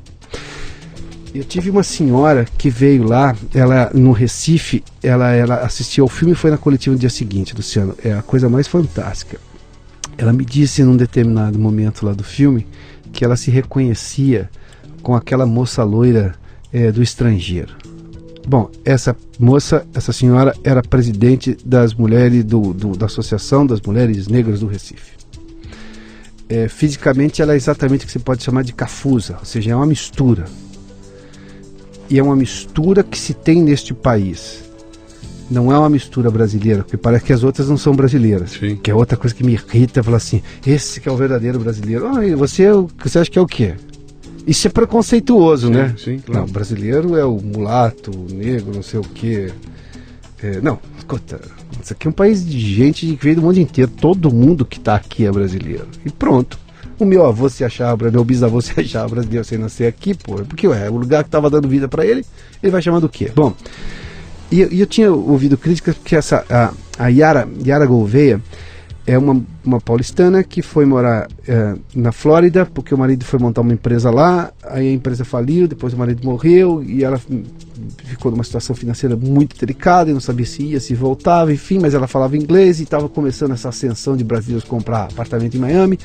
Uma empresa uma locadora uma imobiliária de lá falou, você fala inglês, você conhece os brasileiros, bom, então você conhece a vida aqui, bom, e foi. E ela me dá entrevista porque eu queria alguém que me desse a opinião, a média dos brasileiros que queriam morar lá. Ela refletiria no depoimento dela a opinião dessas pessoas. E Yara diz num determinado momento do filme, que me é muito caro, ela é uma revelação no filme, que ela continuou morando lá, ela tinha saudade do Brasil, mas ela tinha orgulho do Brasil, mas morando em Miami porque ela tinha problema com a violência. Deu o limite dela. O limite dela era esse. Ela era mãe, viúva e com 2 filhos pequenos. Lá ela se sentiu segura. E as pessoas criticaram, que absurdo dizer que tem orgulho do Brasil, mas morando fora, não sei o quê. E eu acho uma bobagem essa crítica porque o cara mora fora, porque o cara decidiu ir embora. Não é assim que se trata essa coisa. Bom, a crítica tinha dado uma pancada em relação a isso, em relação a não ter pobres, pessoas de bairros muito pobres, assim, no filme, porque não tinha feito mais um Favela Movie. Por todas as razões que eu te disse, eu precisava provocar outros debates. Essas pessoas já tinham falado comigo 20 anos no jornalismo. Eu vi que não estava comovendo, eu falei, vou pegar outra parte da sociedade para provocar um novo debate. Eu preciso tentar fazer o debate acontecer. Eu preciso criar uma forma nova, que essa aqui eu sei que não está dando certo. Eu não vou ser desonesto comigo. Se eu sei que não dá certo, eu não vou tentar de novo. Vou tentar uma nova. Pensando de forma científica, quase. Aí, essa senhora veio no final da coletiva, posso falar com o senhor? Eu falei, claro que pode, imagina, veio falar comigo. Eu queria lhe dizer 2 coisas sobre o seu filme. A primeira coisa, uma senhora que mora numa favela do Recife, que preside a Associação das Mulheres Negras do Recife, que é uma mistura de negro, índio, branco, tá tudo lá, misturado nela. E que, diga-se de passagem, é um doce de pessoa. Muito, muito politizada, muito inteligente. Aí ela me disse assim, eu queria dizer ao senhor que eu vi que as pessoas criticaram seus colegas jornalistas, porque eu me lembro do senhor na CBN, eu ouvi o senhor na CBN, o senhor agora está fazendo cinema, os seus colegas jornalistas criticaram o senhor por causa da moça loira lá de Miami, mas eu me identifico com ela. Falei, nossa, tudo que eu tinha ouvido é que ela não representava os brasileiros, nem nada. E essa senhora, que é o oposto do ponto de vista visual dela, ou de que mora numa cidade mais com menos segurança, enfim, ou seja, tinha 2 opostos dizendo que ela se identificava. Eu falei, e por que a senhora diz isso? Porque eu sei o que é sair de casa uma mãe e deixar 2 filhos, ou 3 ou 4, à mercê da violência. Eu sei o que é para uma mãe que tem medo da violência e perdeu o filho. Ela pegou e elevou a discussão à condição da maternidade, a nobre condição da maternidade de protetora. Não importa se você é rico, se você é uma mãe rica, pobre, você não quer perder seu filho para violência. Você não quer expor seu filho. E se para isso eu tiver que sair daqui, eu saio. Entendeu? E ela pegou a parte nobre do depoimento, que era esse o depoimento da Yara do filme. E eu já fiquei efusivo com aquilo, eu falei, resolveu minha vida. Tô feliz, pronto. Não preciso que essa média pretensamente intelectualizada aí dos críticos de cinema entenda o meu filme. Essa senhora entendeu. Eu fiz o filme para ela, ninguém faz filme para crítico, né? E eu já estava me dando satisfeito e conversando, falando, mas tem uma outra coisa. Eu falei, a senhora tem todo o tempo do mundo. Eu falei para ela, estou feliz que a senhora tenha entendido, porque o objetivo foi esse do filme. Eu queria lhe agradecer Aí vai falar sobre o ponto da ausência de gente pobre, aspas, no filme. Que é a caricatura. Tem que pegar um cara da favela, você tá entendendo? Sim, claro. É a caricatura do Favela Movie, né? Sim. Eu queria lhe agradecer porque o senhor não fez um filme de novo expondo o meu povo como os culpados do Brasil ser assim. O que esse malandro diretor de cinema acha que faz? Tá fazendo uma benemerência enorme, expondo a miséria, o miserável, explorando, e eu não queria explorar o pobre de novo na discussão, eu achava injusto, eu não pus por várias razões, entre elas essa. O cara acha que está fazendo benefício, o senhor fala, escuta, de novo você está pondo a culpa do Brasil, que eu sou o culpado, do Brasil ser assim, do Brasil dar errado, tem que ter a minha cara, a cara do meu povo. Ela me agradeceu, eu falei assim, meu Deus do céu, que maravilha que a senhora está me dizendo. Ela falou assim, preciso te agradecer porque toda vez que os seus colegas fazem cinema aqui, e o cinema pernambucano é cheio disso, é sempre o meu povo culpado do Brasil ser assim. Eu mostro uma desgraça e mostro o cara da favela. Uhum. Então parece que os personagens da desgraça brasileira estão localizados aonde? Na periferia, na favela. Na hora que o Brasil dá certo, não é lá. A hora que o Brasil dá errado, é lá. E ela veio me agradecer por isso. Eu falei, meu Deus do céu. Ela entendeu que eu não quis explorar a imagem. Uhum. Ela discordava da crítica pretensamente intelectual. Sabe esse tipo de coisa? Sim. Então, esse tipo de discussão real, ela é meu dever fazer, e eu vou insistir em fazer, eu não vou parar de fazer.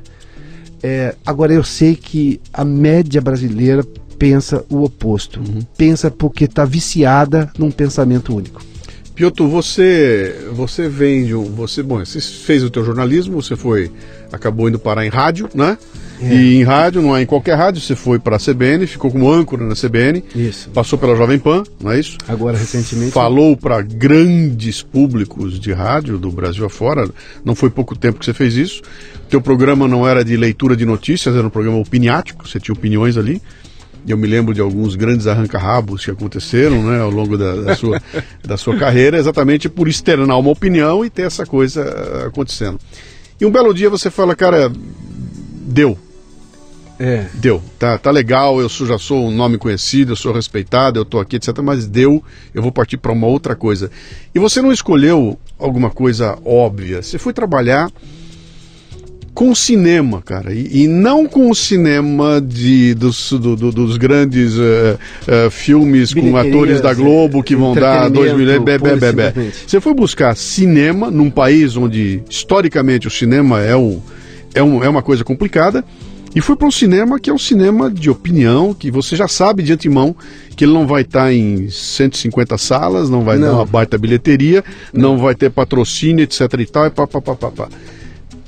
Cara, isso evidentemente você já sabia que ia ter um desgaste sem tamanho, que isso ia dar um trabalho gigantesco, que talvez você não tivesse o retorno financeiro que você podia ter, e que você ia ter dor de cabeças, eu vou ter um risco tremendo, né, de repente quebrar ao longo do caminho aí. Como é que se toma uma decisão? O que leva você a tomar uma decisão dessa, que não foi aos 28 anos de idade? Não foi, você já era... Foi aos 39. Você já era um cara maduro, você já tinha família, filhos, etc e tal, tinha um bom emprego, você larga isso e parte para abraçar essa coisa extremamente arriscada. Vou pela ordem da sua pergunta. A minha decisão, eu saí da CBN aos 39 anos em 2011, em novembro de 2011. Mas a decisão tinha sido tomada provavelmente em novembro ou dezembro de 2010, um ano antes, ou seja, nada foi intempestivo, não se toma decisões intempestivas nessa idade mais, né? Uhum. A menos que você tenha sido provocado, e não é o caso. Eu achei naquele momento que eu devia sair. A coisa que eu mais ouvi foi, nossa, você teve a coragem. Aí eu percebi o quanto tem de gente que deseja fazer e não reuniu ainda, eu não sei se coragem, determinação, condições, enfim. O que eu fiz? Vou dar a minha receita. Não a recomendo não, porque isso tem que ser pessoal, cada um decide como quer fazer, de que forma quer fazer. Um ano antes eu falei, poxa, se isso continuar da mesma maneira, eu achando que não devo mais permanecer aqui, daqui um ano eu saio. Mas para isso o que eu fiz um ano antes? Fiz uma economia brutal para ter uma renda minha, porque eu sabia que se eu pedisse demissão eu não ia ter nem aquela verba que você tem rescisória, essas coisas todas. e me demiti. Chegou um ano depois, eu falei, bom, acho que deu, não tem mais. A empresa tentou me segurar, fez propostas, enfim, eu falei, não, isso não é uma negociação, é uma decisão, eu tomei essa decisão, e eu estou saindo bem, eu não espero que a porta fique aberta, porque do mesmo jeito que eu estou saindo hoje, amanhã eu posso voltar. Hoje eu estou disposto a voltar ao jornalismo. Eu queria ter esse tempo fora, eu queria fazer outras coisas. Embora eu estivesse num cargo extremamente importante, eu estava no topo, porque eu era âncora de um programa de dia de semana, em que eu tinha toda a liberdade para fazer, mas você tem modelos. E chegou uma hora que eu falei, não, eu preciso fazer outras coisas, eu preciso criar coisas, eu preciso criar novas discussões. E olha que eu fazia muito. A coisa que eu mais ouço quando eu cito às vezes eu comento uma bobagem no Facebook, o sujeito fala saudade de você na CBN. Eu falo, meu Deus do céu, faz tanto tempo. São incontáveis as vezes que eu ouvi isso pessoalmente ou por rede social. Cada vez eu vejo isso. Aliás, o que me preocupa é que parece que o jornalismo se deteriorou demais. Parece? Tá bom, mantenha a sua elegância, vai. Eu não preciso da sua elegância, vai. O jornalismo se deteriorou barbaramente, cara, barbaramente. O que é lamentável, porque o jornalismo é uma coisa que você vai precisar dele pro resto da vida. Essas bobagens que dizem, o jornalismo vai acabar, mas escuta, quando começou a internet, vamos fazer um parênteses rápido aqui, tinha uma discussão, a internet vai acabar com a televisão, vai acabar com o rádio. Bobagem, né? A internet é uma plataforma, ela não é uma geradora de conteúdo. O gerador de conteúdo são as pessoas. As pessoas vão falar no rádio, no podcast, vão falar no rádio convencional, na televisão convencional, na TV a cabo, no Netflix, no vídeo do YouTube, no canal do YouTube. Vão falar de algum jeito. Quem gera conteúdo nunca vai acabar. E quem gera conteúdo é a espécie humana. Não me lembro de alguma tese de algum cachorro, por mais que os cachorros sejam extremamente valorizados hoje em dia, não me lembro dele ter feito alguma tese sociológica que impacte a vida humana. Sim. Aliás, eu vou falar outra coisa que eu sei que é polêmica, as pessoas adoram falar assim, eu prefiro os meus cachorros às pessoas. Em relação a essa pessoa, eu também prefiro os cachorros dela do que ela. Porque, desculpa, há um limite nessa animalização das relações humanas. Você não precisa deixar de gostar um tantinho do seu cachorro para entender que você continua um ser humano e você precisa se relacionar com as pessoas. E talvez o problema não seja outra pessoa, talvez seja você. Não, bom, de novo, você é muito generoso no uso do talvez, viu, Piotr? Pare de usar talvez e seja um pouco mais enfático. E aí chegou aquela hora, eu falei, bom, eu preciso sair e eu preciso fazer. Aí, quando deu novembro de 2011, eu tinha uma poupança que eu conseguiria me sustentar durante um ano. Se por acaso nada desse certo, o projeto já estava inscrito, estava aprovado, mas não tinha dinheiro para o filme O Orgulho, que eu só fui começar a filmar eu fui produzir o filme em maio e filmar em junho, julho e agosto, que eu filmei, do ano seguinte. Quando eu saí da CBN, eu não tinha o recurso do filme. Então eu não saí da CBN para fazer cinema, eu saí da CBN porque naquele momento eu achei que tinha sido meu limite, eu precisava buscar outras coisas, e dentro eu não conseguiria fazer. E você fez uma coisa além que, não é que você saiu para dirigir um filme, você saiu para ser o produtor do filme. Isso. Você saiu para assumir 100% do projeto. Exatamente, não é isso? Exatamente.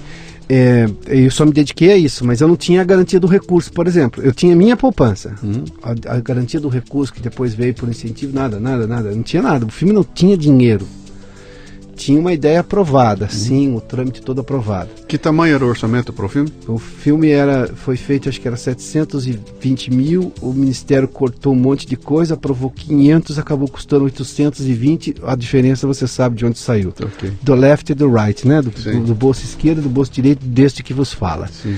Mas tudo bem, isso é risco, o capitalismo tem risco. Eu não vou fazer essa coisa lamentável de boa parte dos artistas metidos a intelectuais brasileiros que ficam lá com o pires na mão. Você corre risco, isso é da vida brasileira. Ou é banca, não é, a ideia não foi sua? Tá, quando o Ministério aprovou 500, você podia falar, então eu não quero. Obrigado. Você pode desistir do projeto. Sim. O governo, a lei não te obriga. Você apresenta uma ideia, uma vez que você mexeu no dinheiro, aí você assumiu o risco. Então, assume o risco. Eu criticava o produtor que fazia metade do filme, dizia, o dinheiro não deu, as coisas ficaram caras, e o cara não queria, aí ficava lá, e aí fazia esse jogo sujo, que é isso que manchou a Lei Rouanet.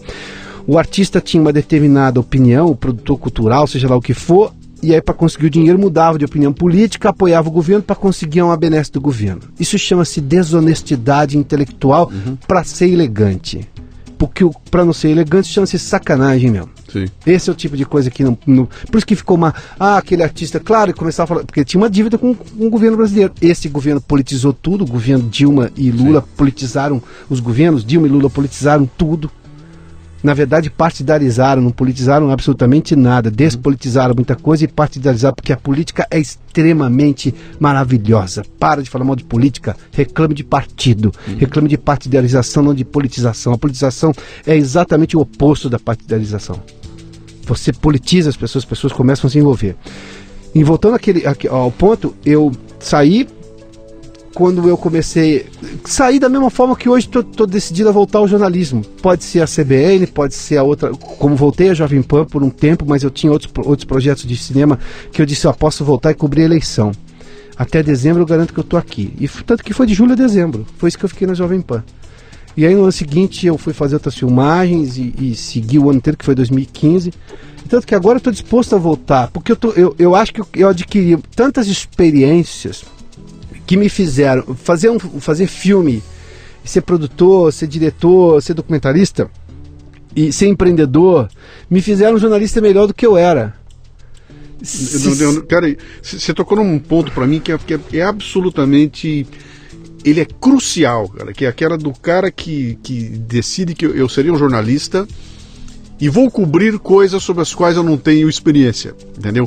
Eu não sou médico, não conheço nada de medicina e tenho uma pauta sobre medicina. Quer dizer, tem um lance de humildade no meio desse caminho aí, que se não existir, cara, dá nisso que nós estamos vendo, bicho. Eu não sei do assunto e eu começo a dar opinião a respeito. Não, e opinião incisiva, esse é o problema. É a opinião do ponto final, né? Sim. O cara baixa quase que uma sentença ali, né?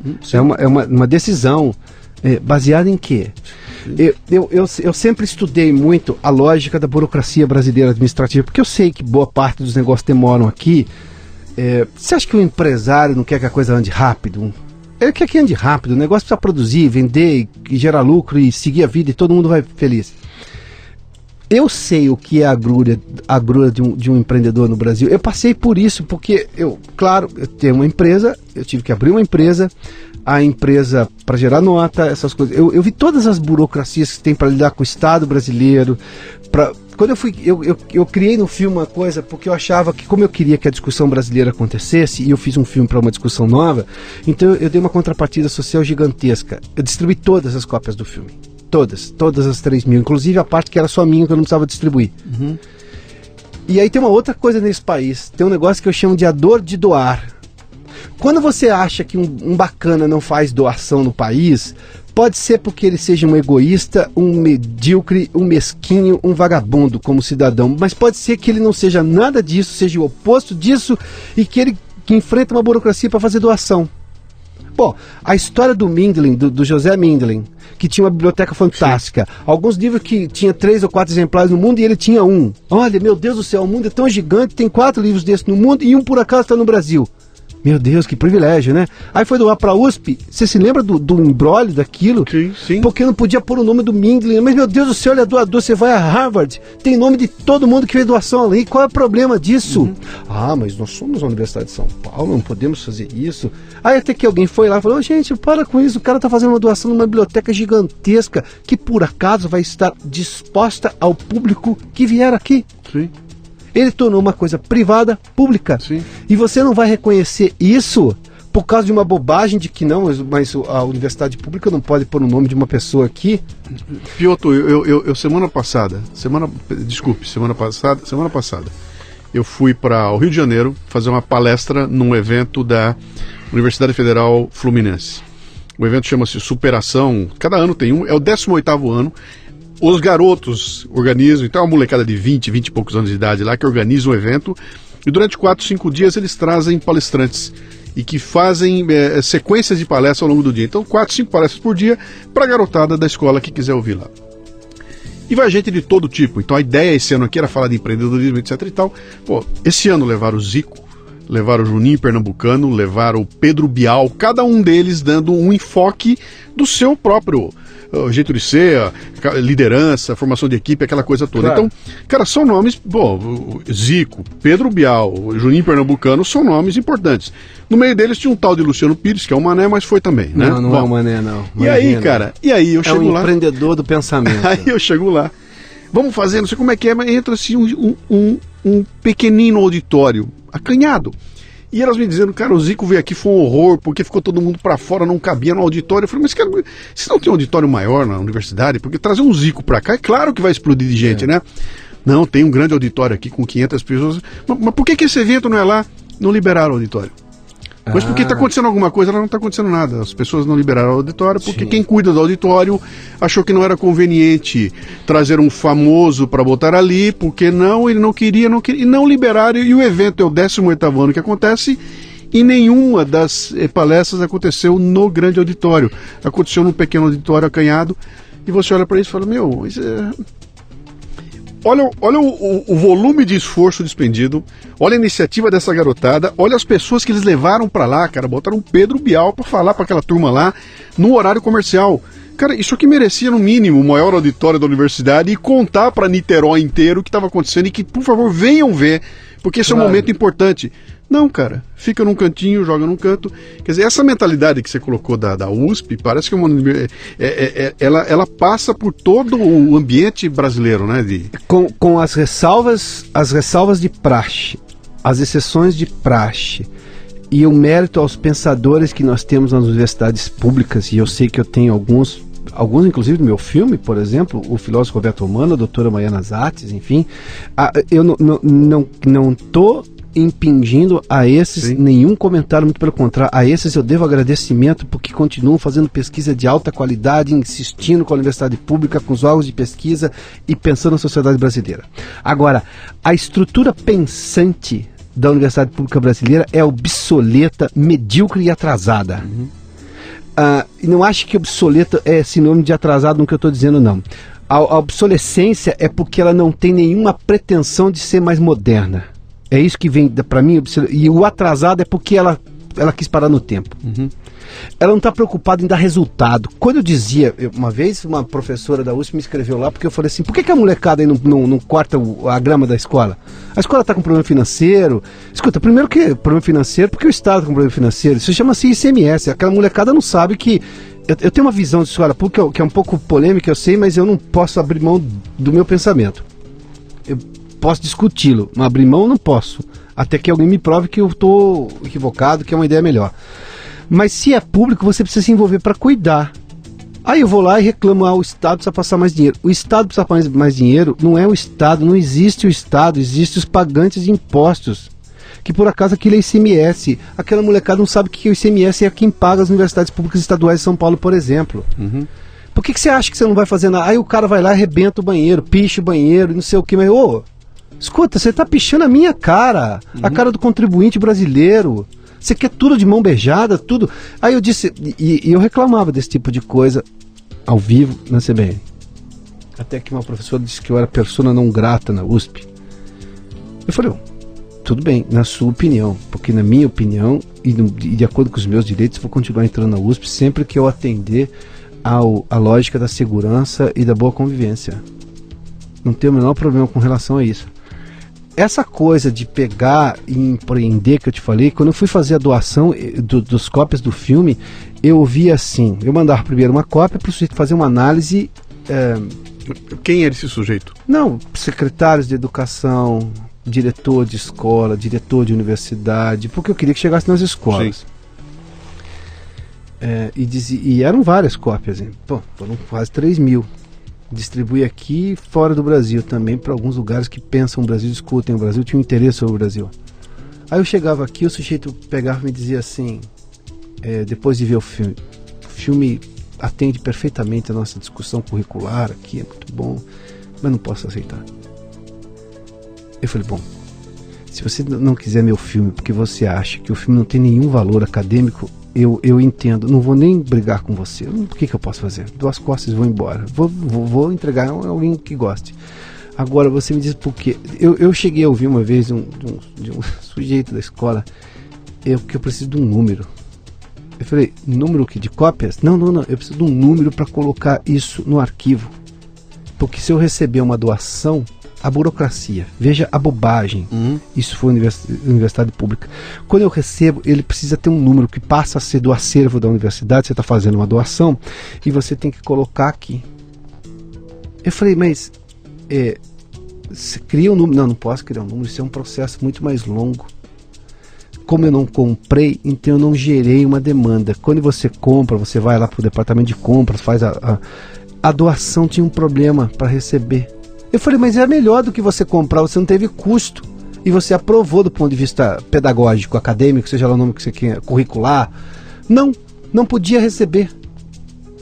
Eu tive que dar carteirada. Eu digo para você que eu dei carteirada como jornalista para o cara aceitar a doação e resolver esse problema da porcaria da burocracia. Eu falei, se você me disser que você não quer o filme porque você desistiu do ponto de vista pedagógico, tá bom, eu vou embora. Mas se você insistir nessa tese que o problema é o número, como é que eu registro o recebimento disso, do ponto de vista burocrático, escuta, eu vou dar uma carteirada. Aí eu cheguei em secretários de Estado, secretários municipais, entendeu? Eu falei, escuta, o cara tá com um problema disso. Não acredito. Não, escuta, mas eu tô entendendo que ele não tá fazendo isso de má fé. Verdade que eu tive que ouvir também do sujeito falar assim, mas os professores não querem porque eles vão ter que mudar o currículo do ano para incluir o filme. Eu falei, meu filme tem 87 minutos. Você não vai arranjar 87 minutos num ano letivo inteiro para exibir o filme. Não, mas é que tem que fazer parte de todo. Aí o sujeito que está tão acostumado à burocracia, mas tão acostumado à burocracia, que ele acha que tudo tem que estar planejadinho no ano. Você não pode mexer no ano. Eu falei, tá bom. Então, se por um acaso os Estados Unidos tornarem-se um país socialista, o que é o Aldo Borogodó, você vai continuar dando aula de geografia antiga, porque os Estados Unidos fizeram isso em julho, mas você planejou em janeiro, então você vai ter que mudar, você não vai mudar a geografia. Os Estados Unidos são um país capitalista. Não, mas acabaram de sair socialista, saiu no New York Times, no Estadão, como diria Jorge Benjó, deu no New York Times, que os Estados Unidos agora estão... Então você não vai mudar a geografia por causa disso? As coisas são muito engessadas. Sim. Então tem um pouco de preguiça, tem burocracia demais. Aversão a risco. A risco. Meu Deus do céu, quando você propõe uma discussão que saia, eu vou usar uma expressão que eu vi lá na Fundação Dom Cabral uma vez, que saia do quadrado, do seu caixote, não sei o que lá, como eles diziam, que saia da caixa, acho que era essa expressão. Mas escuta, o mundo é dinâmico, as coisas são dinâmicas, as coisas mudam. Você pode se adaptar. Você fez um planejamento porque você é uma pessoa organizada. Que ótimo, e você tem que provar o que você vai... Mas você pode alterar aquilo. O curso das coisas muda. Claro, e deve ser assim, ainda mais no Brasil, cara. Ainda mais no Brasil. Se você me fala do Japão, se você me fala da Escandinávia, eu consigo conceber um planejamento que, olha, estamos pensando a longuíssimo prazo e vamos seguir passo a passo. Aqui nós estamos num processo de esse país aqui, de tarde, eu não sei o que ele vai ser. Porque eu posso lhe contar, eu consegui fazer a doação, foi de uma dificuldade. Nos lugares que envolvia agente público, eu tive que dar carteirada, em boa parte deles. Um ou outro foi fácil lidar, mas a maioria não. Quem eu consegui, assim, como parceiros que me fizeram, que se envolveram, que entenderam a proposta, por exemplo, eu tive uma proposta do CIE, o CIE, que na verdade é um órgão privado, entendeu? Das empresas, mas que está no Brasil inteiro, recebeu 300 cópias e exibiu o filme para os alunos que vão fazer lá cursos de estágio, aquelas coisas todas. É o órgão que cuida da integração escola-empresa, que é um problema seríssimo no Brasil. Centro de Integração Empresa-Escola. Sim. E o Bertelli, o Walter Meirovitch, que conheceu o filme, falou, pô, preciso levar, que é um conselheiro. Aí o Dr. Walter falou assim, preciso levar seu filme para lá.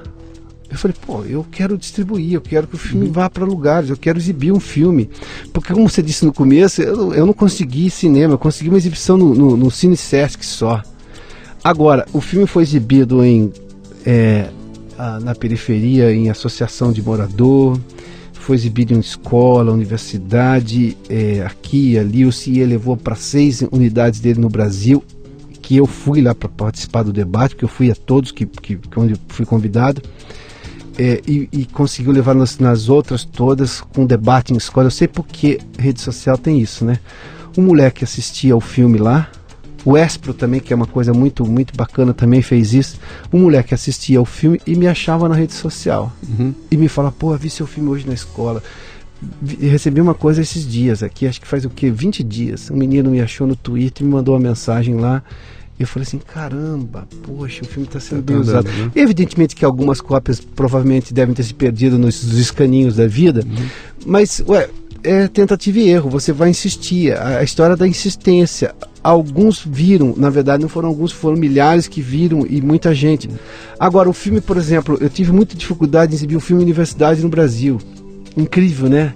As universidades, quando eu falei que elas são obsoletas, rapaz, são atrasadas, elas têm um problema de se modernizar, de modernizar o debate, tem uma carga ideológica pesadíssima, justo na universidade, que deveria ser um lugar aberto ao pensamento, ao contraditório. Bom, a gente viu uma coisa horrorosa esses tempos atrás, né? O Fernando Henrique foi convidado por aquela associação de discussão de América Latina nos Estados Unidos.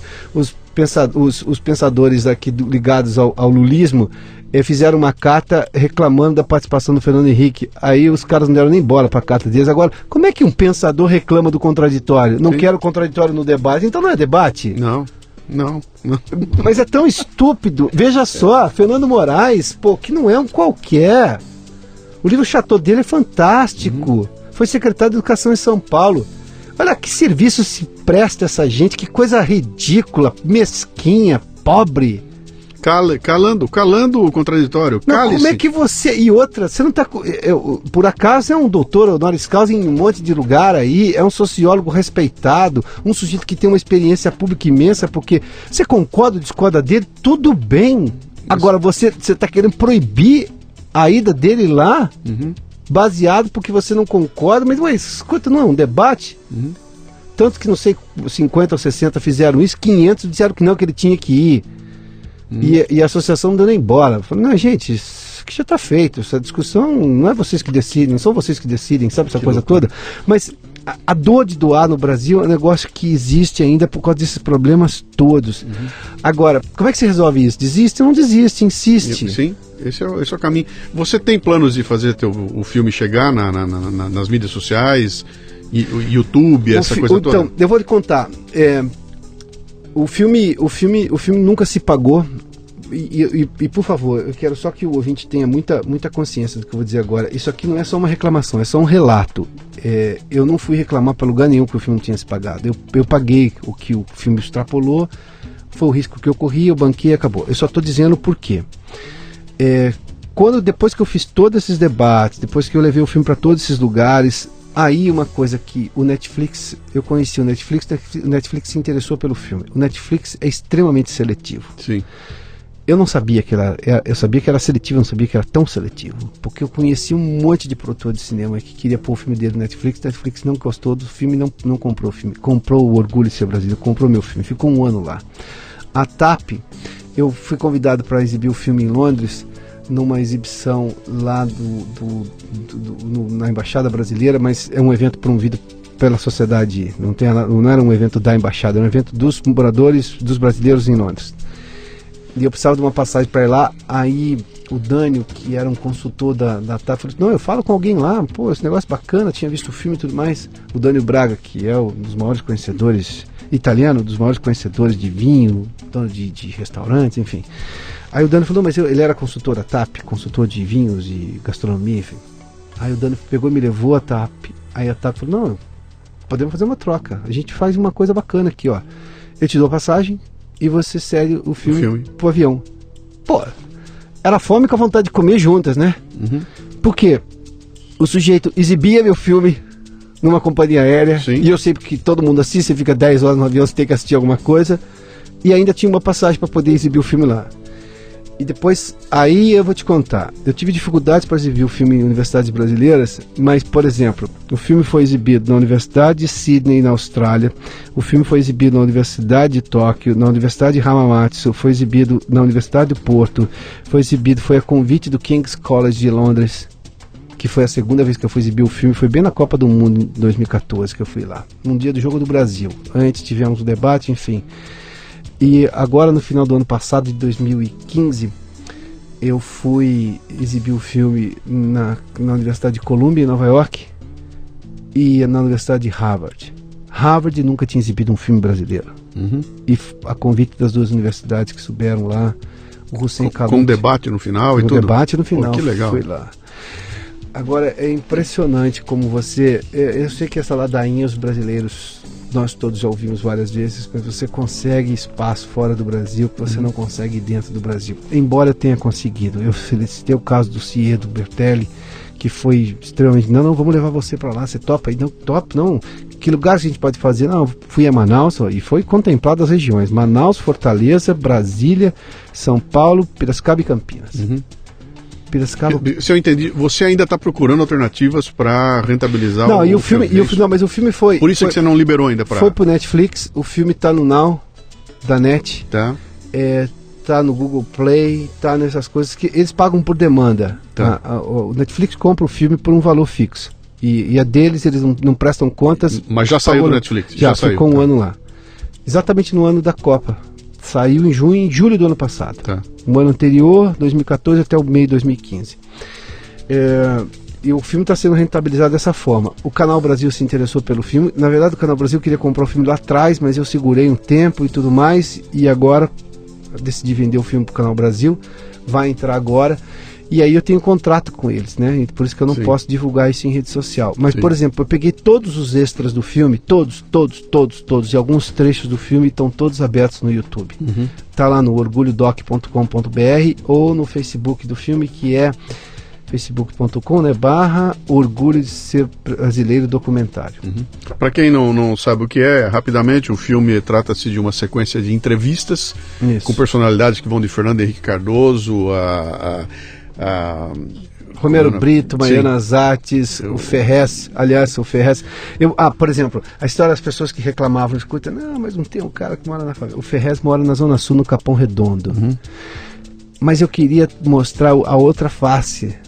O Ferrez é articulado, escritor, polêmico, duro na crítica, inteligente. Por que eu tenho que pôr um cara politizado que mora no centro e um coitado... Não, vamos mudar a discussão. Tem massa pensante em todos os lugares. Vamos mudar a forma de discussão. Vamos pegar. Ferrez não gravava documentário com ninguém, aceitou fazer o Orgulho. Não, porque eu te conheço. E a participação dele é bastante agressiva no filme, né? Ele é duro, ele é duro. E o que me chamou a atenção bastante, que para mim foi até surpreendente, foi o Geraldo Thomas, cara. A participação do Geraldo Thomas foi fantástica. Pô, você sabe que eu ouvi de um crítico uma vez, uma bobagem, rapaz, uma tolice. O crítico do Estadão, o Merten, que, enfim, pegou e falou assim: você foi entrevistar Geraldo Thomas, que está naquele baita apartamento em Nova York, pessoa de Miami, porque uma vez eu estive numa favela no Rio. Ela falou: coisa linda é isso aqui, mostrando para a Baía da Guanabara. Eu falei assim: mas você subiu a favela? Você só ouviu? Não, eu vi no filme.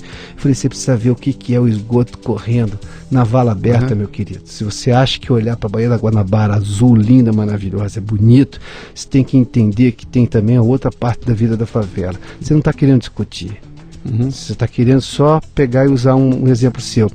Geraldo Thomas mora num apartamento na beira do rio, que é um apartamento convencional, não tem nada sofisticado, mas ele se expõe, ele se dá para o debate de verdade.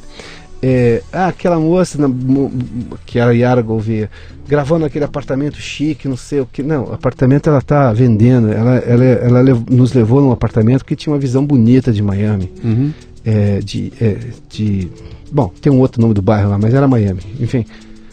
Mas tem um outro... Há um preconceito com Mas tem um outro lance interessante. A tua proposta é a seguinte: por favor, me dê a sua visão do Brasil a partir do teu ponto de vista. Como é o Brasil visto daí? Mas essa daí gente... de onde eu estou, não importa onde eu estou. Mas essa gente, é isso. Eles não queriam que o Fernando Henrique não fosse no debate lá em Nova York agora recentemente. Eles não querem um contraditório. É uma pessoa que estou pronto para o debate, mas elimine um contraditório. Mas então você não quer.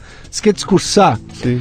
Boa parte das discussões, eu confesso a você falou assim, você se expôs, saí da CBN, fui fazer um documentário, e documentário é pesado, ele não dá retorno financeiro, e é uma discussão de Brasil, onde todo mundo se acha um especialista, então a chance de você ter aceitação do filme sempre vai ser conturbada.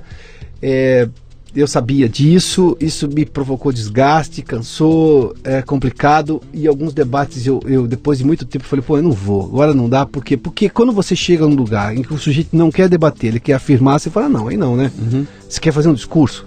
Tá bom, então você me convida, se eu achar que vale a pena, eu vou assistir seu discurso. Aí você vai lá, faz sua palestra, entendeu? Agora, na hora que a gente for discutir, aí é um debate. E respeitoso, pode ser duríssimo, mas tem que ser elegante. Mas, sim, e todo mundo ganha com ele. Todo mundo claro, ganha com ele, claro, mas desde que você ache que o contraditório faz parte do debate. Essa gente acha que o contraditório não faz parte. Sim. Mexeu na minha opinião constituída, você é contra mim. Não, eu não sou contra você, eu sou a favor de mim, é diferente. Sabe que esse é o problema que eu vejo? E é o seguinte, cara, no momento em que eu te dou a opinião, deixa de ser uma opinião para ser a minha opinião, e eu passo a estar emocionalmente grudado a ela, e quando você combate a minha opinião, eu sinto que você está combatendo a mim. Se você critica a minha opinião, eu sinto que você está criticando a mim, e esse distanciamento não existe. E no Brasil, então, com esse sangue que a gente tem aqui nas veias, é uma coisa interessante, cara, parece que ninguém consegue se colocar, distanciar. Olha, aquela é uma ideia, vamos bater na ideia, mas eu não consigo bater na ideia sem bater no autor da ideia. Isso. Aliás, peraí, eu não quero nem ouvir a ideia, porque se veio desse cara, não merece atenção, mesmo que ele esteja dizendo que se eu soltar uma maçã do alto do prédio, a maçã cai. E quando você vai num debate e o sujeito leva claque pra ele, aí você fala, pô, coisa desonesta, cara. Você tá levando uma claque, porque daí o cara diz qualquer coisa, é aplaudido e você vai ser vaiado. Sim. Eu me lembro que a última vez que eu fui num negócio desse, eu falei, não, gente, eu não vou. Desculpa, vocês foram desonestos no convite. Vocês deviam ter falado assim, ó, vai ter claque, você quer trazer a sua? Ou você não quer trazer a sua e você também não quer participar? Me diga a regra clara. A gente estava vivendo essa história toda aí, né? E isso muito foi pela indigência intelectual do ex-presidente Lula, que criou nós contra eles. Esse país não tem nós contra eles. Não é da nossa formação. Uma coisa que eu quando eu planejei fazer o filme, e eu sabia disso, porque isso foi pensado, nada naquele filme é por acaso, tudo é muito pensado para existir ali. Sim. A forma, o conteúdo, por que eu me exponho no filme, porque eu achava que a pergunta era tão importante e ela revelava uma posição minha, que eu tinha que dar ao espectador o direito de saber por que o entrevistado está reagindo daquele jeito na resposta. Sim. Porque a pergunta foi feita por mim. Então é uma forma de você se expor também, de ser transparente com o espectador. Aí você ouve, não, mas você queria se mostrar no seu filme. Eu falei, querido, se eu quisesse mostrar meu filme, eu faria um filme só de mim, que era mais fácil. Por que eu vou trazer 16 entrevistados aqui, né? Claro. E trazer gente que discorda, porque as pessoas perguntam assim, você concorda com tudo? Eu falei assim, não, mas eu preciso? Eu tô querendo trazer uma discussão, eu quero trazer pontos de vista diferentes. Sim. Tem coisas que são tão pequenas, Luciano, mas são tão pequenas, que você fala, meu Deus do céu, não é possível que alguém ache que ela não teve vergonha para fazer essa pergunta. Eu, em algum momento da minha vida, disse assim, olha, não tem pergunta ruim, tem pergunta e tem resposta. Hoje eu vou dizer assim, olha, só pare para pensar se a sua pergunta faz algum sentido, pelo menos para você, porque você descobre logo no segundo seguinte que aquela pergunta não fazia sentido nem para a própria pessoa. Se não faz sentido para você, por que eu tenho que ouvir essa pergunta? Claro. Eu sou aberto ao debate, discuto, não tem o menor problema. Agora, vamos fazer a coisa de uma forma um pouco mais inteligente. Vamos ganhar com isso. Vamos ganhar com isso. Vamos arranjar uma forma de que todo mundo ganha com esse debate. Eu não estou interessado em ganhar o debate, eu não quero ganhar o debate. Eu quero ganhar com o debate. Não tem problema. Se você vier com argumento que desmonta o meu, eu vou sair de lá feliz da vida porque eu aprendi alguma coisa. Óbvio. Eu saí diferente do que eu entrei, entendeu? Se eu ganhar, eu saio igual. Exatamente. Quando eu ganho, eu saio igual. Se eu perco, eu tiver a grandeza, eu saio melhor do que eu entrei lá, né? Exatamente. Vamos para os finalmente aqui.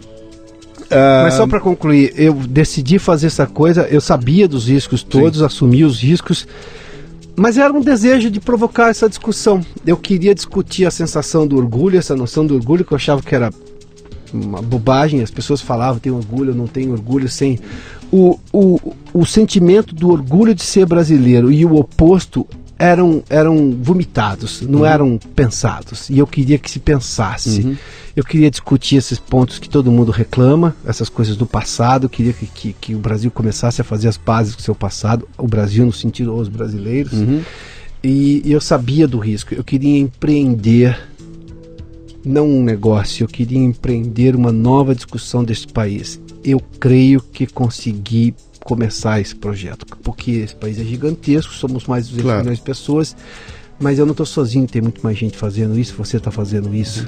Eu conheço outras pessoas fazendo isso. E eu achei que o audiovisual seria uma forma de marcar, de eternizar uma discussão. Piotr, eu tive a chance de ver o filme é realmente... Muito para você sair com a cabeça borbulhando de lá e imaginar o seguinte, cara, todo mundo tem que assistir isso aí tem que entrar... É por isso que essa minha agonia, sabe? Eu gostaria de agora dizer no microfone aqui, quer ver, acesse www e assista, ou leva para tua casa. Mas olha... Mas vai chegar a hora. E também não é um absurdo. Se você tiver net... que a maior parte das pessoas, boa parte das pessoas tem TV a cabo, né? Uhum. Tem net. E acho que custa R$4,90, R$3,90. Não é caro. Quem já viu no Netflix, já pagava a mensalidade, estava lá. Os outros meios também são R$4,90, R$3,90, que tem o Look, que é looke.com.br, que é uma locadora virtual. Look com E no final, que dá para achar ali também. Além disso, o filme está em várias bibliotecas de escolas, de universidades públicas no Brasil. Basta procurar que vai achar. E aí lá você empresta, assiste e volta, ou seja, está lá o DVD. E chama-se O Orgulho de Ser Brasileiro. E vai estar no Canal Brasil agora também, a partir de setembro. Ótimo, eu vou divulgar isso de montão. Meu amigo, vamos aqui caminhar finalmente então. Você acaba de viver uma experiência do empreendedor brasileiro. Sim. Pior, o empreendedor cultural brasileiro, que é muito pior que o empreendedor é difícil. É dolorido. O cultural, então, é coisa para maluco, tem que ser muito louco, né? E você termina esse teu ciclo, quer dizer, não é que você terminou essa experiência, você terminou um ciclo. Isso. O ciclo está aqui, terminou, você chegou no final dele, não houve o retorno financeiro, que eu não sei se você esperava por ele, mas houve um retorno de satisfação pessoal, um retorno da sensação do dever cumprido, que é gigantesco e que talvez você olha para trás e fala, bom, valeu a pena, tá? Continuo devendo, estou pagando, mas valeu a pena aquilo, né? E agora? Qual é o próximo passo? Você falou de um filme agora sobre transplante de órgãos? Exatamente, porque, de novo, dessa insistência com o Brasil. O Brasil tem hoje um polo de transplantes de várias coisas. Eu vou contar de fígado porque eu conheci uma experiência em Pernambuco. Para quem não sabe, o transplante de fígado começou com o Dr. Silvano Raia aqui em São Paulo, que tem medicina de primeiríssimo mundo, pesquisador de primeiro mundo. Mas um Brasil desse tamanho não vive só com centro de alta tecnologia como é São Paulo, você precisa espraiar isso para outros lugares. Uhum. O Dr. Cláudio Lacerda é um médico que foi assistente aqui do Dr. Silvano Raia. Ele é de Pernambuco. Ele decidiu levar e criar um polo de transplantes no Recife que atende toda aquela região do Nordeste. E transplante de fígado no país é um negócio extremamente sério, eficiente e financiado completamente pelo SUS, o Sistema Único de Saúde. É uma política de Estado, não de governo, porque ela persevera. Eles estão toda hora fazendo algumas alterações, qual o critério da fila, que são critérios clínicos, ou seja, não há nenhuma diferença. Às vezes o sujeito está sendo operado num Einstein da vida aqui, mas quem paga é o SUS. Ele ficou no quarto do Einstein, mas é SUS. Uhum. Por uma conveniência, alguma coisa. Não tem plano privado nessa história. Sim. Quando você recebe, fala, não, mas eu quero atravessar a fila. Tem critério técnico para esse critério, ou seja, é um negócio que funciona. Quer ver que eu vou dizer, eu falei há pouco aqui contigo, né, que a gente não luta pelas coisas. Recentemente o Jornal Globo fez uma bela matéria, por sinal muito boa matéria, dizendo que o Brasil nos últimos anos, 5 ou 6 anos, tinha perdido uma série de órgãos por falta de avião. E as pessoas, um absurdo, como pode? Tá, eu entendo. Mas vamos olhar por um outro ponto de vista. Sabe por que a gente está reclamando que perdemos o órgão por falta de avião? Porque a gente já tem uma estrutura para fazer transplante no país e essa demora muito para fazer.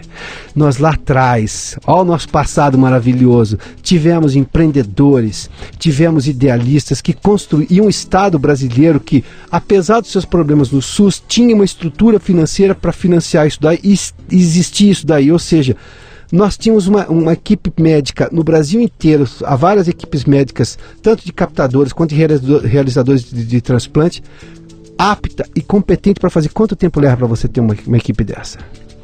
Sabe quanto tempo levou para resolver o problema do avião? Uma canetada do Temer, do presidente Temer. Eu falei assim, gente, calma, isso aí resolve numa canetada. O que não resolve numa canetada, que a gente precisa valorizar, é construir uma estrutura de transplante, uma política de transplante, a lei de transplante, a forma como isso vai se dar, e que funciona de forma exemplar.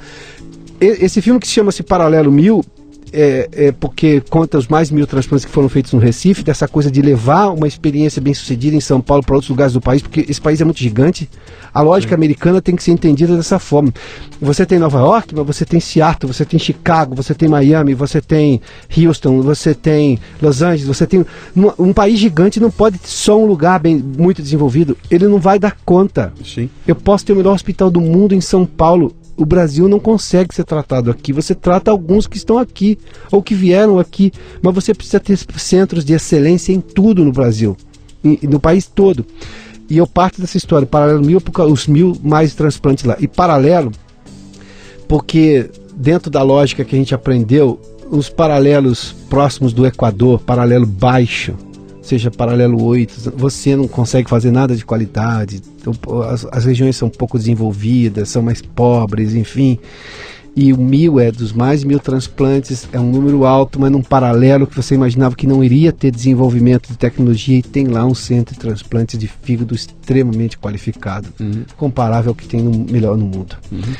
E de novo estou contando ali, estou querendo contar, estou numa fase de captação que está insuportável, está difícil, porque você não tem altruísmo do empresário. O sujeito não olha, ele não para ler. Esse mundo corporativo está tão insuportável, o cara não lê. Você escreve um negócio daqui, tem meia página, uma página.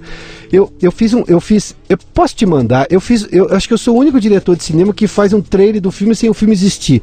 Porque na verdade eu vou lá, eu gravo algumas coisas, eu banco isso do meu bolso, porque eu faço um trailer que tem 4 ou 5 minutos, que é um filminho do que pretende ser o filme, do argumento, eu chamo de trailer do argumento do filme, porque isso me ajuda no convencimento. Sim. Além de eu mandar um papel do projeto, da ideia, eu mostro um filme, porque isso é para convencer. Está liberado no YouTube, publiquei num artigo que recentemente no Congresso em Foco. Se você me permitir, eu te mando. Por e você favor. Publica. Qual é o orçamento desse filme? O filme acho que o orçamento que foi aprovado na Ancine foi de 1 milhão e pouco, para um documentário de entre 80 minutos, alguma coisa assim. Tá. Por lei de incentivo, absolutamente lei de incentivo. Tá. Que se eu pensar, o Orgulho me custou 820 há 4, 5 anos, a inflação não está quase nada. Mas eu não consegui convencer, porque as pessoas não param para ver, não param para assistir e te dão respostas protocolares. Sim. Aí você fala, meu Deus do céu, eu estou querendo, no momento em que as pessoas estão achando que o Brasil não dá nada, que o Brasil é um problema, escuta, tem um negócio aqui que funciona, e funciona de forma extremamente exemplar, e com dinheiro público. Você está reclamando que o dinheiro público é desviado, que tem problema no momento de tanta corrupção. Olha, mas veja isso aqui que está funcionando. Veja como aqui o serviço público conseguiu achar uma forma de funcionar por excelência, atendendo os brasileiros de forma igualitária. Igualitária no sentido de ser justo. Ou seja, quem precisa mais vai ter mais, quem precisa menos vai ter menos. Isso é, tratar os desiguais igualmente é muito injusto. Sim. Que alguém vai precisar mais, outro vai precisar menos. Você dá o que o cara precisa. Então, quer dizer, tem toda uma fila, uma estrutura. O problema que recebeu agora é essa história do avião. Pô, apareceu um problema. Ter uma canetada resolveu o problema. Mas resolveu porque só precisava de uma canetada. Antes alguém já tinha feito o mais difícil, Sim. o mais difícil de construir. Então tem esse filme que está aí em fase de captação. Estou insistindo. Ontem eu falei com o Cláudio Lacerda, que é um personagem do filme, que é o médico lá, o idealizador do polo de transplantes lá. E falei para ele, tá difícil, mas eu estou insistindo. Vamos buscar de algum jeito apoio para isso, vamos tentar, porque eu quero contar uma história de sucesso do Brasil, uma história de eficiência do serviço público brasileiro. Por favor, me mande aí, que se eu puder fazer um barulho aí. Se você puder, eu agradeço. E estou disposto a voltar ao jornalismo, que eu te falei. Agora eu respirei, eu queria respirar. E agora vou voltar às redações. Estou visitando várias. O momento não está fácil, mas eu estou visitando várias. Mas volte. Quando voltar, avisa a gente aí. Aviso. Quem quiser entrar em contato contigo aí, redes sociais, onde é que está o Piotto? Estou no Facebook, é exatamente Adalberto Piotto. O Piotto tem 2 T's no final. 2 T's. E no Twitter também é Adalberto Piotto. Mesma coisa. Perfeito. Meu amigo, dá pra gente ficar aqui, ó. Já estouramos o tempo aqui, mas dá pra Verdade? ficar aqui. Você sabe que eu era conhecido como quem estourava tempo de entrevista da CBN. Eu recebia. As únicas blancas que eu recebia eram assim, você estourou seu tempo. Eu falei, mas a discussão tava boa, mas você estourou, mas tudo bem. Ótimo. Se você me dissesse que a discussão tava inócua e eu estourei o tempo, então eu cometi um pecado. Mas não. Que o pessoal, pô, vai durar 1h30. Vai, cara, vai que é legal. Assim, quando estiver bom, vale a pena fazer. Não, honra minha. Obrigado. Grande Piotr, muito obrigado, cara. Espero que a gente tenha a chance de voltar. Eu quero você de novo aqui, depois a gente contar essa história do seu segundo. Sim, com o maior prazer. Tomara vinha logo, porque daí o filho realizou rápido também, né? Um abraço. Obrigado, até mais. Você ouviu o Leadercast com Luciano Pires. Mais uma isca intelectual do Café Brasil. Acompanhe os programas pelo portal cafebrasil.com.br.